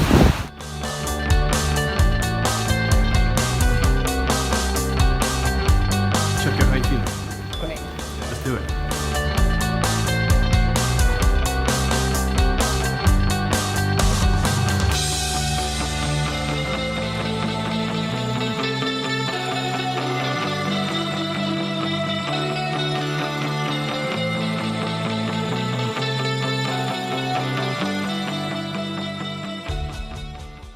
So hopefully that gives you a feel for what it might be like to raise money for a business or for a fund. We spent a long time on the road. As you can see, there's probably quite a lot of jargon in there that you may not necessarily have understood, but the point is that it takes quite a lot of time, quite a lot of persistence and shoe leather to sell yourself and to raise money for your business. And in that video, one section that we talk about is preparation. And I think that's a really important place to start. And it's something that you've touched on earlier in the morning about why you're doing this. And actually just those questions that you were answering just now kind of speaks to that. You know, a lot of you were saying that you were doing the work that you were doing or building a business that you were thinking about your purpose and what your purpose is and wanting to have an impact. And I think that's absolutely spot on. And it is going to be the thing that makes your pitch incredibly compelling. So if anyone hasn't seen this video, Simon Sinek, Start With Why, it's a TED talk. You should definitely kind of watch it because it will help inform how you tell your story in your pitch. So figure out what is your purpose and why are you doing this business authentically, and ask that question at least 5 times, if not 10 times, 20 times. In terms of my pitch with Ada, my whole mission, as I said earlier, is about trying to level the playing field and make the world more equal and give people access to opportunities. And I've been doing that for a long time. And so it's authentic for me to talk about Ada Ventures and to pitch that story. And that was partly what allowed us to raise that fund. So start with why in your preparation. This is something else that's not strictly about pitching, but is about how you kind of plan out where you want to take your business. And it's important to think about this very early on. So I was told when I was 25 by my boss, when I just moved into venture capital from advertising, that I should make a 1, 3, and 5 year plan. And I think that's a really sound piece of advice, because until you know the destination station of where you're trying to get to, it's going to be very, very difficult to work back from that.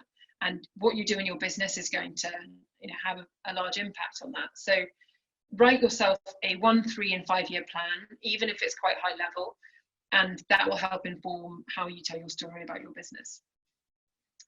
And related to that, some questions that I think are really worth you asking. Why are you doing this? What is your 5-year vision? If everything went right, where could you possibly get to with this idea? What does success look like for you personally? Is that a number of money that you want to make? Is that being able to take Friday off every week? Is it being able to take 40 days of holiday a year? You know, really be specific about why you're actually doing this business and what you're hoping to get out of it. And doing this preparation beforehand will really help you when you're pitching. The next kind of slide around your preparation is about data. So I don't know if anyone knows who this person is, but he was very obsessed with data. He unfortunately died, but he's Hans Rosling. And if you haven't read his book, Factfulness, I highly, highly recommend you read it. It's all about how a lot of data can be misconstrued and people don't necessarily know what the real situation is. And if you can bring in data and clear data on why the problem that you're solving is a real problem, that is going to really enhance your pitch. So I'd spend time doing that before you put together your business plan. The next thing is team. So I think a lot of you are going to be pitching as individuals and talking about what you want to do personally, but it's very, very important to think about who you can co-opt and who you can sort of use the authority of around you, who can kind of lend you credibility. So, you know, this team was one of the best, most successful teams in the Women's World Cup, but it wasn't about an individual person. It was about how that team worked together and came together. And, you know, for small companies, early stage companies that I see a lot of the time, even if they're just a couple of people at the start, often they'll have kind of got some advisors to allow them to put their name or face on a pitch deck or on a slide and say, I'm actually going to endorse you, and I think you're going to be able to do something interesting in this market. So think about who you can ask who might be able to lend your business plan credibility before you start pitching. Now on to pitching itself. So pitching itself is, you know, all about clarity and simplicity of your message. So what I advise to do is really try to distill everything down into a very, very, very simple and tangible, literally kind of 2-minute summary of why what you're doing is so compelling and interesting. So I've put this picture in here because The Economist is a magazine, but they have a style guide which is all about why would you ever use more than the very most simple language and very simple words. Don't make it overcomplicated. Just keep it really, really simple, because the cleverest people make things simple. And if you can possibly show, don't tell, that's kind of back to the data point, and show a demo of your product if you possibly can. If you've got an early prototype, all of that is really useful. I put the rule of 4 here, which is when you're presenting on a slide, you know, maximum of kind of 4 or 5 bullet points with 4 or 5 words in each is the most recommended sort of format if you're trying to make your presentation clear. So that's the first thing. The second is actually answer the question. So great pitching is all about empathy and building empathy with who's in the audience. Slightly more difficult to do that over Zoom, but you might have to do it over Zoom. So I think, you know, try to find out how you might do some diligence on your audience beforehand and figure out who they are and what they're interested in. Always tailor your pitch to the situation. So it's always a good idea to start out asking, you know, which aspect you want to hear of the pitch, or, you know, how can I make it clear for you, and create that dialogue so it's not just you speaking to them. Something that we often get asked about, or we often ask founders, is what's your own story and why are you doing this? And I think being able to reel off that story super clearly and super kind of crisply is very, very important. So, you know, in terms of my story, I've figured out how to tell the whole narrative of I went from English literature to advertising to venture capital quite quickly and kind of convincingly. So if you've got a story like that, figure out how you tell it and practice that. And then kind of constantly checking that the audience understands what you're saying is helpful as well. the next point is about memorability. So it's great that you're going to be doing this pitch, but you want to make sure that you're cutting through, because the people that you're pitching might be seeing, thousands of businesses. For our own fund, for example, we see about 200 to 300 businesses a month, and we need to be able to remember the one that we want to remember your business. And it's not something that enough founders do, is think about how do they stand out. Obviously you want to stand out for the right reasons. You don't want to stand out because you were the one that was most unprepared or did something kind of too zany, but I think a lot of founders sort of underestimate how they can be distinct. And so, I think, again, it has to come back to authenticity, and it has to be relevant to what you're doing. But if you can kind of maybe make a video or do a podcast or sort of write a very kind of distinctive email to cut through to people, then that's well worth doing. Repeating things 3 times is often a good way to make sure that they stick in the mind. So if you've got 3 key points that you can start with at the beginning and then reiterate at the end, that's what Obama does, and I think it works for him. And then practice. So it's all very well that you've got this pitch, but you need to practice it multiple times and hone it. And ideally you would want to practice it on people that are perhaps outside your closest family members and friends, so that they're not too nice to you, and they're prepared to give you kind of proper criticism. Think about how you make your pitch entertaining and interesting, and vary your tone of voice. Make sure you make eye contact if you're meeting someone in person. Obviously, again, more difficult to do over Zoom. And then the final kind of section is afterwards. So you've made your pitch, you've got a really clear story, and afterwards a lot of people don't realize that a huge amount of the success of these pitches is actually in the follow-up. So again, in terms of our own business, we often will say no to a founder first time round, and then they'll follow up and follow up and follow up consistently and show us that we were wrong, basically, and that they're getting great results, and eventually often will change that decision. But it's the quality of that follow-up that you quite often don't see after, even if you've said no, or if it hasn't kind of gone right the first time. So I've kind of put a sort of image of a boomerang here, because I think that's the way that you should be thinking about yourselves, is just, even if you don't get the answer that you want first time, you come back around. That follow-up shouldn't just be a mass kind of email to absolutely everyone with the same thing. It has to be timely, it has to be personal, and it has to be specific.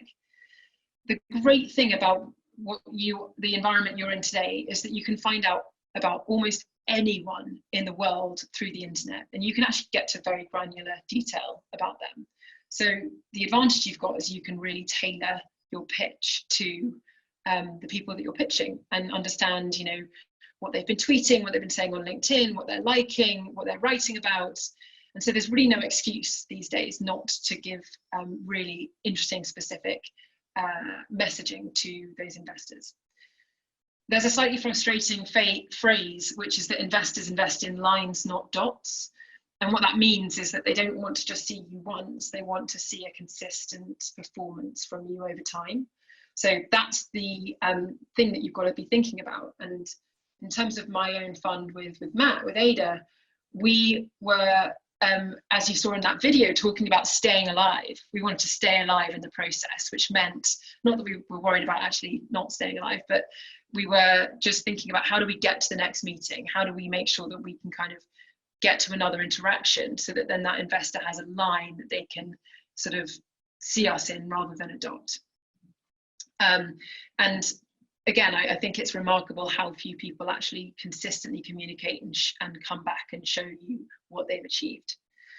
So those are some of my my tips on pitching, but I would really like to hear from you about what questions you'd like me to answer. And I'm very happy to talk more and expand on any of the things I've discussed just there. So thank you very much for that. As you probably guessed, there are some questions coming in. There is a basic one here around how can we contact you, Francesca? So that's something to think about, maybe putting in the comments, but I'm sure that can be sorted out. Question, check, given the amount of time it takes to raise money, how do you support yourself at that stage? It's a really good question. I wrote a blog post, which I can also put in the chat here, after having launched the fund, which was about privilege and the fact that I was able to support myself because I had the savings from previous jobs that I could kind of build up, and I could live without a salary. I also was able to take a 6-month holiday from rent, which I know a lot of people can't do. So it's a really tough one. And part of what I'm working on with Ada is trying to create systems and infrastructure to allow people to take risk and go out of their day-to-day and start a company without having to kind of bankrupt themselves or their families. And unfortunately, that means that a lot of people are excluded from starting companies today because it does rely on family and friend support. There are some programs that exist where you can get some initial kind of stipend funding. Entrepreneur First is one of those programs. Zinc is one of those programs.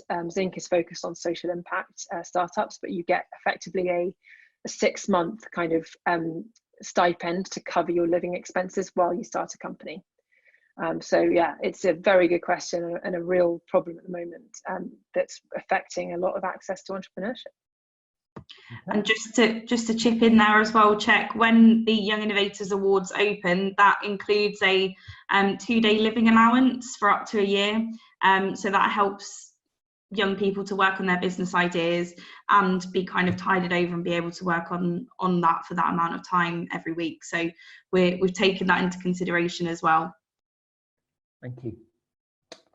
So, Jack, at what stage do you start looking for investors? Do you need them to have some sort of form of turnover and to demonstrate viability and that the business has a sound grounding or not? Yeah, I think it's never too early to start building relationships if you possibly can. You know, and again, I should have said this earlier, but selling is relationship building. And pitching is relationship building. So it's all about empathy. It's all about chemistry. It's all about, you know, any kind of relationship that you have. So if you can get in front of a VC or an angel investor for whatever reason, I would try and do that early on. I would also say that when you are trying to kind of seriously pitch a company, it is worth having evidence that customers like what you're doing, because that's going to be the first question that's out of investors' mouths. It's like, what is the evidence that people actually like this? So you know, that goes back to the kind of point about data.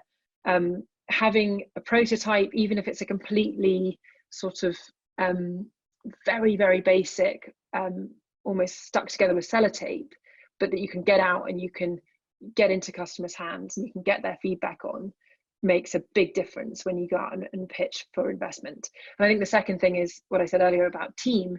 You know, the more that you can co-opt people who have a real sort of reputation in the market that you're in, or who've kind of backed you and said, you know what, I support you. I think you almost want to do that as a first stage before trying to get people to invest. You know, capital that's not even their own money is capital they're managing on behalf of other people in your company. Right. Okay, thanks. So, Francesca, where did you start fundraising yourself? How did you decide who to go to first? We started by putting together a big spreadsheet, which we aggregated through talking to lots of other people who had raised venture funds. And the problem with venture fundraising is, first of all, that you're trying to raise 30 million off the bat, which, you know, is a little different from raising 30,000. So it's quite a big number to kind of to get. And the second thing is that, unlike in the kind of wider tech ecosystem and landscape, there really isn't a list of people that invest in venture capital funds. In fact, those people do not want to be found most of the time. They're quite happy, you know, in their mountain retreats. A lot of them are kind of family offices and sort of super wealthy, high net worths. And they're not on Twitter and they're not on LinkedIn trying to be found. So we had a real challenge in trying to actually just get a list of those people. But then once we did find them, we targeted the people that had the most reach and the most influence on the rest of the community. So one of the first funds we were lucky enough to get involved was Atomico. So Atomico is a bigger, later stage venture fund, and they actually invested in our fund, Ada, as one of the first commitments. And what that meant was that anyone else that we went to talk to, we could say immediately, Atomica are investing. And that gave them a lot of reassurance about, okay, well, if Atomica are investing, this can't be a complete crazy idea. And I think, again, think about who can lend you credibility in that early stage, and who are the sort of signal investors or supporters. And that's kind of back to what I said about the kind of advisory team that can help you and give you that momentum. Okay, thank you. It's an interesting one. So there's an organisation that views Moscow W matrix to understand a startup's proposition. I think that's because they were struggling to really understand what a startup's proposition actually was from the other side of the fence.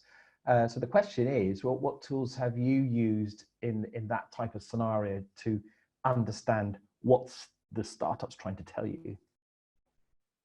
Well, we have our own framework called just the Seed Investing Framework that we published, which breaks down sort of 10 questions into sub-questions that are all about things like, what is the actual value that's being created here? Is this a red ocean market? Is this a very competitive market, or is it not? Are there network effects in the business model? And a lot of those kind of VC type questions. And again, I've published that and I can put that in the chat after this. And it's quite a useful sort of cheat sheet really for founders to use. And actually we have quite a few founders that have written our own kind of framework into their business plans, and then they've sent us their business plans, which for us is great because it kind of means that our investment paper is written for us by the founders. Okay. So what would a convertible note be suitable for an incentive for an early NPV? Which I think is a minimum viable product, is it, for investors? Yeah. So what advice would you give to a startup that's looking to raise funds with an NPV, sorry, an MVP? An MVP with a convertible loan note. So a convertible loan note, for people that maybe don't know, is a debt instrument, but it actually converts into equity. So it's not a debt that you have to pay back. And it is a more common instrument used in the US, and it was popularized by Y Combinator, the big kind of accelerator there. And what it means is that you don't have to necessarily price the round of funding that you're getting investment for at the time. You're just getting the money and you're saying, we're going to put a price on this round in a year or 18 months time. So it tends to be a round which has less paperwork associated with it. And it's faster really than an equity round where you're pricing it at the time.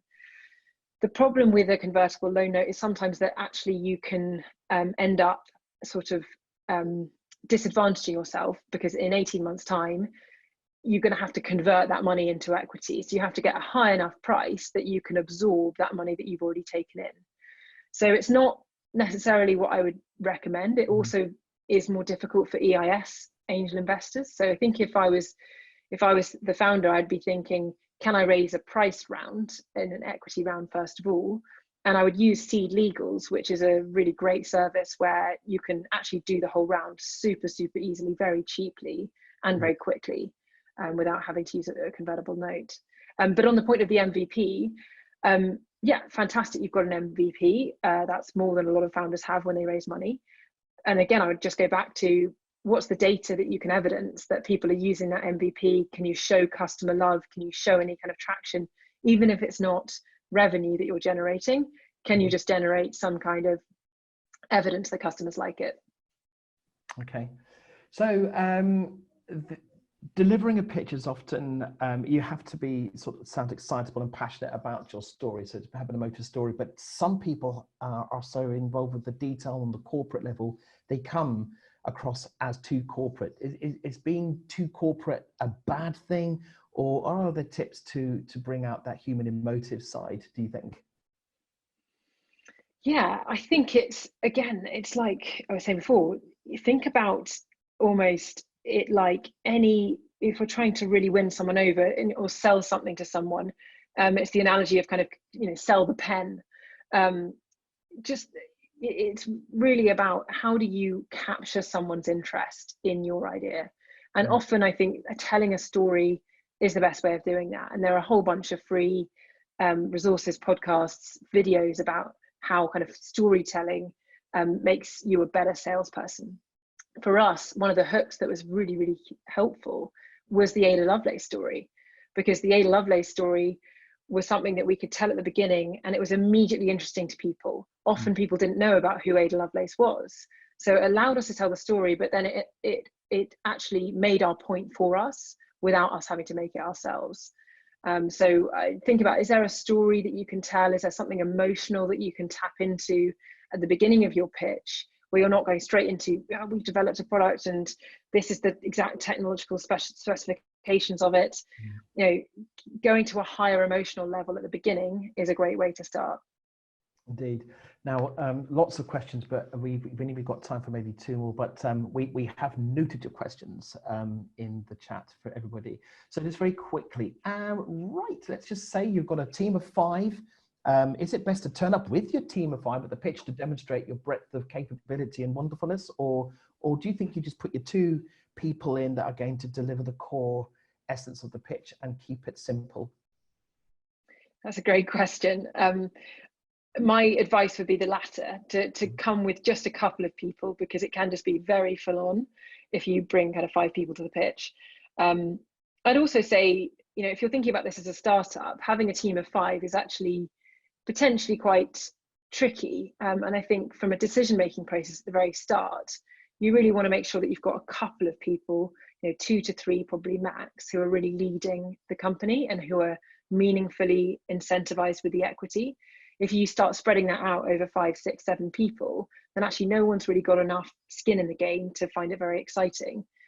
So I'd come with a couple of people, really your co-founders and the people that are most meaningfully incentivized with the equity in the business. Thank you. Yeah, and people trying to pitch to Ada Ventures, do you need to have an angel investment beforehand? No, you don't.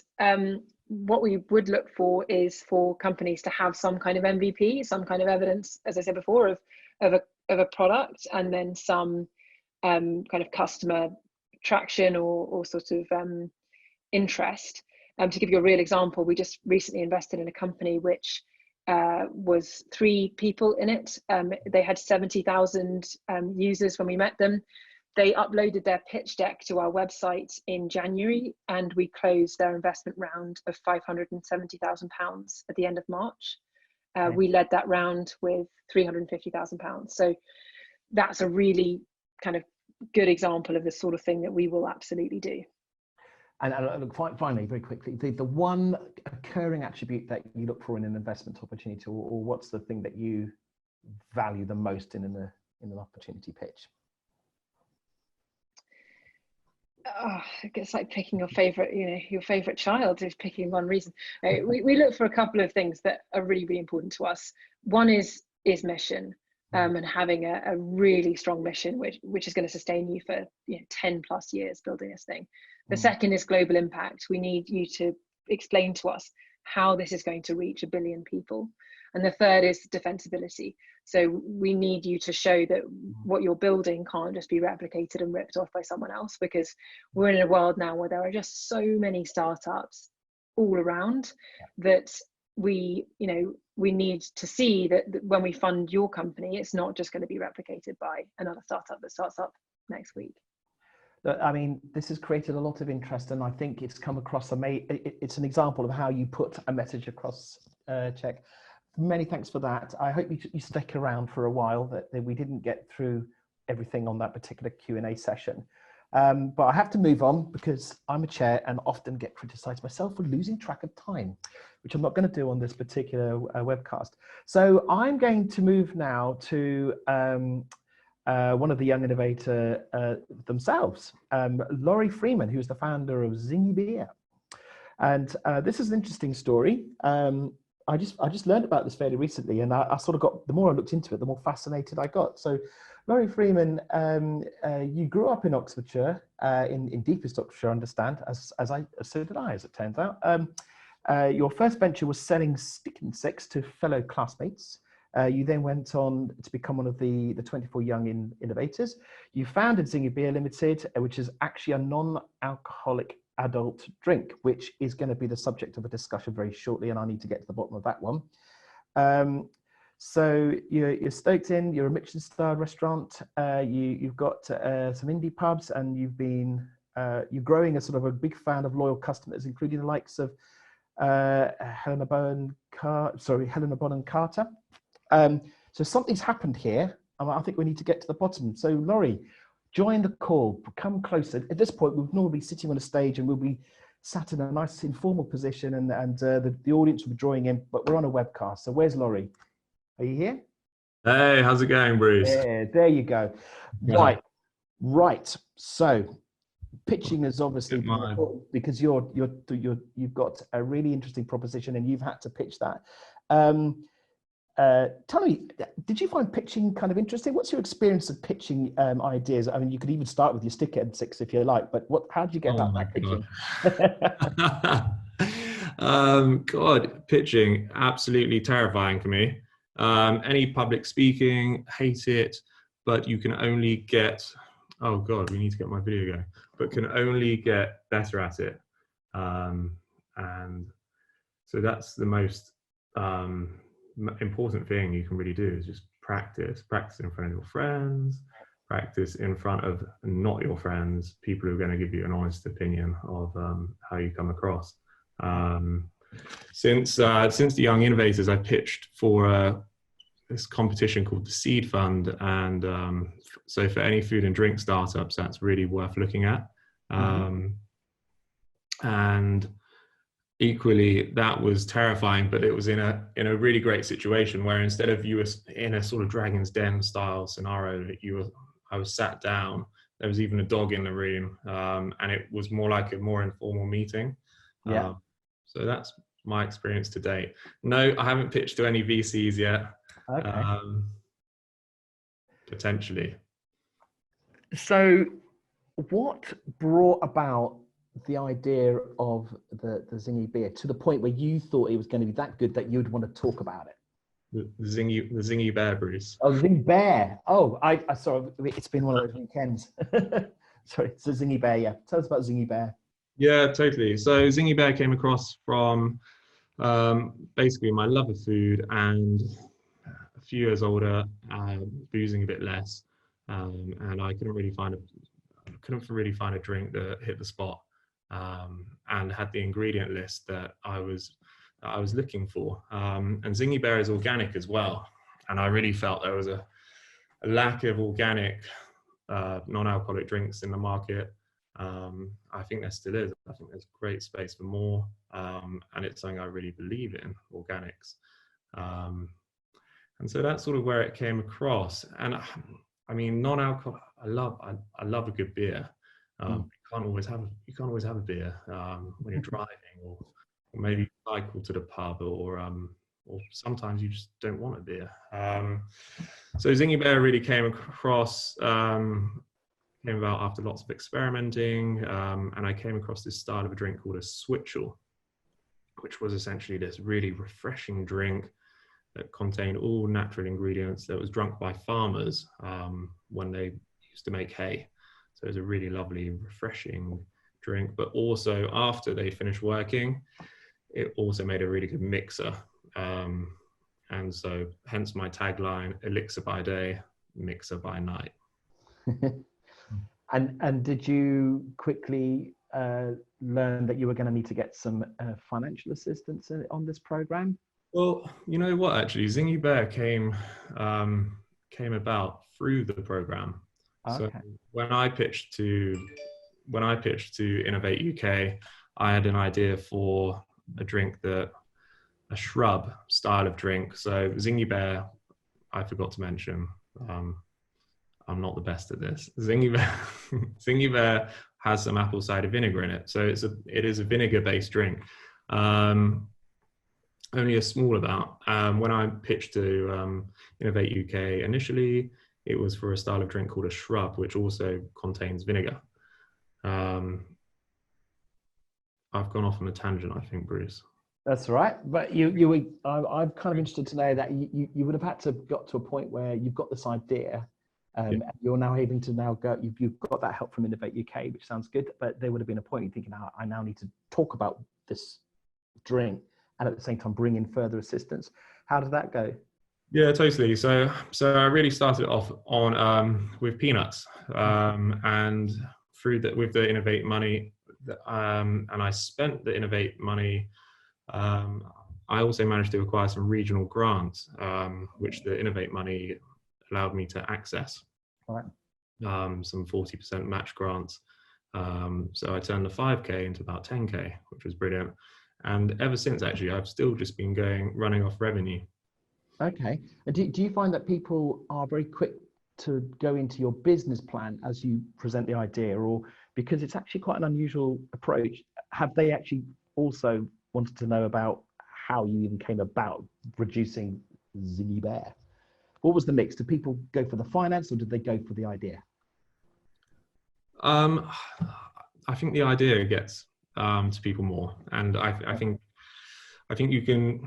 I mean, so long as I think so long as the model works, so long as it looks like a profitable business, that's great. But I think people are really just going to invest in you.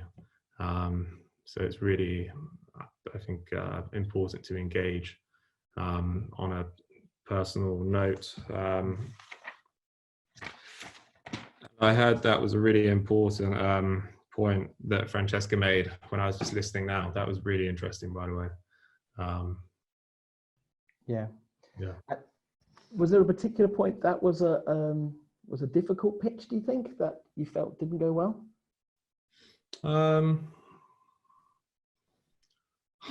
To be honest, Bruce, I think they all go terribly. I don't know. It's obviously gone well so far. All my pitches seem to the feedback I get is like, oh, you were so relaxed. You were pretty good. Where I feel as though I haven't done that good. So I think just be confident in yourself is really important. And are you do you target networking opportunities now? Yeah, totally. I mean, the food and drink industry is quite open. There's some wicked groups and small events. It's really it's a small world that I'm finding more and more. And there's some great groups on Facebook which are excellent for networking. One called the Food Hub. Any food and drink businesses need to be on that. It's an invite-only group, but I really recommend it. And the Seed Fund, for me, that was a great chance to network because there were tiny little businesses like me, and then businesses turning over several £1 million too.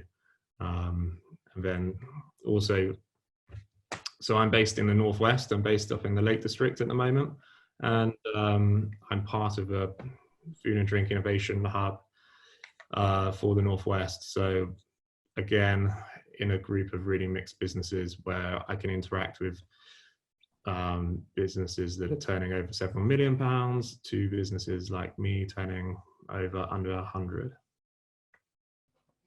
Excellent. And do you prioritize networking opportunities if you can get to them? Yeah, totally. I think it's good to, if you get to an event, go for a specific reason. Try and sort of have 2 or 3 key people you want to try and engage with that will be potentially beneficial to yourself. But you never know what you're going to get from who you talk to. And I think it will just surprise you. So I talk to as many people as possible. Be as open and sort of authentic as possible. Yep. That's really key. So is there a next project that's sort of been spurned off this the Zingy Bear? God, Bruce, I've forever got loads of ideas, but I am really right at the beginning of this journey still. So, really? Okay. So I'm looking at different packaging. At the moment, I only sell 1 SKU. I've got another flavor ready to go. Mm-hmm. Again, when I can raise the funds to do that. So really now I'm wanting to grow my team and really try and get some growth. Obviously, at the moment, it's very challenging because all of my business was B2B. So I'm just trying to sell through, trying to sort of stay afloat online at the moment. Try and grow my reach. I'm a one-man band, so I'm looking to sort of I'm looking for the next stage. Yeah, give me a follow on Zingy Bear. To scale up. Okay, so well, I think it's really interesting. I think the concept of how you come up with an idea and you get passionate about it and you make those connections and to have that success through an innovation program. Well done, and I trust that it will go well with the as you scale up. I know it's particularly tough. Brilliant. Well, thank you very much. That's Laurie Freeman, the founder of Zingy Bear Limited, and that adult non-alcoholic refreshing drink. Thank you. Right, the Q&A platform is still open, but I am now going to take our audience back over to Mentimeter. Because we'd quite like to know how this has gone, to be absolutely straight with you. We got a number of seminars and webcasts in this program as we build up to the launch and allocation of the funding within the competition. So let's just have a quick look at Mentimeter. Looking at on a terms of a centimeter scale and the feedback, has this been useful? You found it useful? You've learned something? And how to apply for, and I appreciate there's a lot of questions there around the detail of how you apply and where you get more detail. And Siobhan's going to tell us all about this very shortly. Yes, so I don't want to distract from you actually filling in this feedback questionnaire on Mentimeter. But I just do want to say that we have another webinar next Thursday, which will go into the competition in a little bit more details. So if you haven't already registered, which I know quite a lot of you will have done, please go and register for the webinar next week, and we'll start answering the questions that we can do over on that one. And also in the meantime, to keep up to date on everything involved in the project, you can visit KTN's program page for the Young Innovators program that has all the links to any webinars and activity that we'll be running. It's got the newsletter subscription link, and it also has our Instagram page, which we would encourage you to follow us on Instagram, which is Ideas Mean Business as well.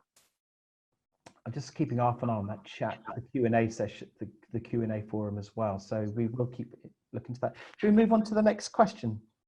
What topics would you like to be covered in the future around the Young Innovators webinars?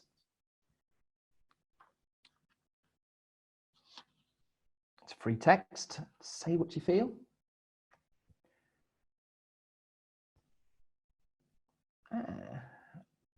Supply chain. How to set up a website. Funding opportunities. Oh, here they come. Crowdfunding. Supporting a circular economy. That's an interesting one. I could talk all day about that one. And just to chip in, these all look like absolutely brilliant ideas, and we'll be taking these away and factoring these into the future events that we run. Angel investors came up quite a bit in the Q&A session. Growing customer base, decent skill sets. Well, quite a bit there, clearly.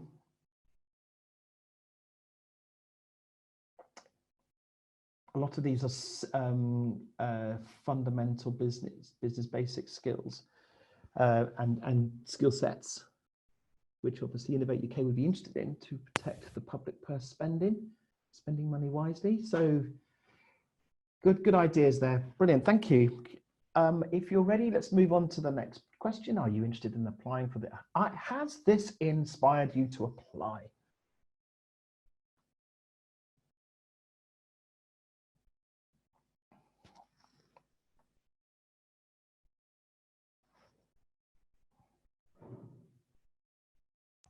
So we'll hope to see lots of you on the 7th to talk in a bit more detail about the awards competition by the looks of things, which is good. There is a question there about applying for multiple ideas, where we might be able to cover that off shortly. Right, so what is the biggest challenge you face with growing your own business idea from your perspective? Free text.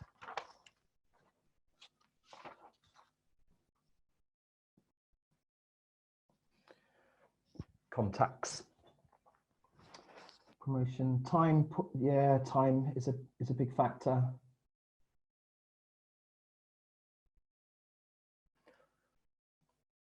Knowing where to start, access to funding and finance, scalability.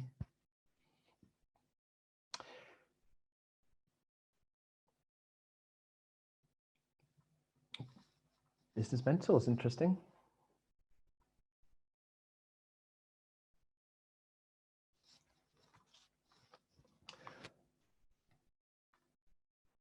I have to say that it is worth getting to the competition briefings generally within the Innovate UK funding programs, because more often than not, that is where many contacts are made. I've seen that people saying contacts, who to talk to, etc.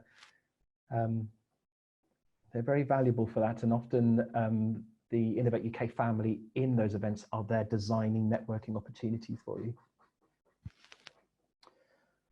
Because capital startup, right? Okay, thank you very much. Well, this is pretty much a first for me. We're not quite finished yet because we've got a few things to say, but we're almost about to finish on time, which I should think for my career will be a record. So how the Prince's Trust can support you, hopefully you can see that on your screens now. There are many ways which the Prince's Trust can support you. We could be looking at training and mentoring, and we saw some of those coming up on some of the challenges to business startups and funding resources. There is a free enterprise program that takes place, and that includes various programs, including workshops to tool you up as you go through the business planning and marketing processes, and including some of those skills like budgeting and tax positions as well. They also provide business mentors, which again was mentioned a minute ago, and support as you plan and test your ideas. You have the opportunity to apply for funding through the Startup Loans Company. Okay, interesting around this time, obviously coronavirus is playing it is impacting many programs around fragile business programs. So there is a support hub set up called the Corona Support Hub, and it's there to provide that confidential program of advice. Okay, so people were asking particular qualification questions in the Q&A session. There is a free number that you can call to find out more about some of the qualified programs and ways to guide you through the application process. And there on your screen should be websites and also phone numbers to ring. So that's where you find out more information. And I'm pretty sure Sean's going to jump in here as a point of contact as well. If you need to find out more, I'm going to shut up now. I think I'm bored of listening to you. So Sean, any adding notes there? So if you haven't already done so, visit KTN's program page for Young Innovators. That has a lot of details about what the program consists of. It has information from some of the previous Young Innovators that you can view and decide if this is the program for you. That is our Instagram page and our Twitter handle. Not Twitter handle, sorry, and our hashtag. Please follow us on Instagram. You will be getting updates on different various Young Innovators, how the program is developing on that. But also, I should point out that on our program page is the newsletter subscription link. There is further details of the competition will be released there when it is open, and we will email out everybody that's on our newsletter list. And my personal contact details are on there as well. So if you have any questions at all about the Young Innovators program, do feel free to contact me. I do have to state again that the webinar next week will go into quite a lot of detail regarding the program and how it's progressing, including how the competition works. So we would encourage you to join that next week. And in the meantime, please feel free to join the programme, to visit the programme page and sign up for our newsletter. Sorry, Siobhan, please complete that sentence. That's everything from me. Excellent. So Zoe, is there anything that you wanted to add? Yeah, I guess just thank you again for everybody that's attended today, and thank you to all of our wonderful speakers who gave up their time to come along and share their experiences and advice. We hope you all found it really useful, and we hope to see you next week too. Yeah, I'd also like to personally thank the speakers. Brilliant renditions of actually how they've got to where they are and the things that they're working on now. And that's great. Thank you very much. And also thank you to you. I mean, we're in a time where we're using webcasts, and webcasts are proving to be interesting for some and wonderful. But I think that thank you for sticking with us and joining this webcast. Thank you very much.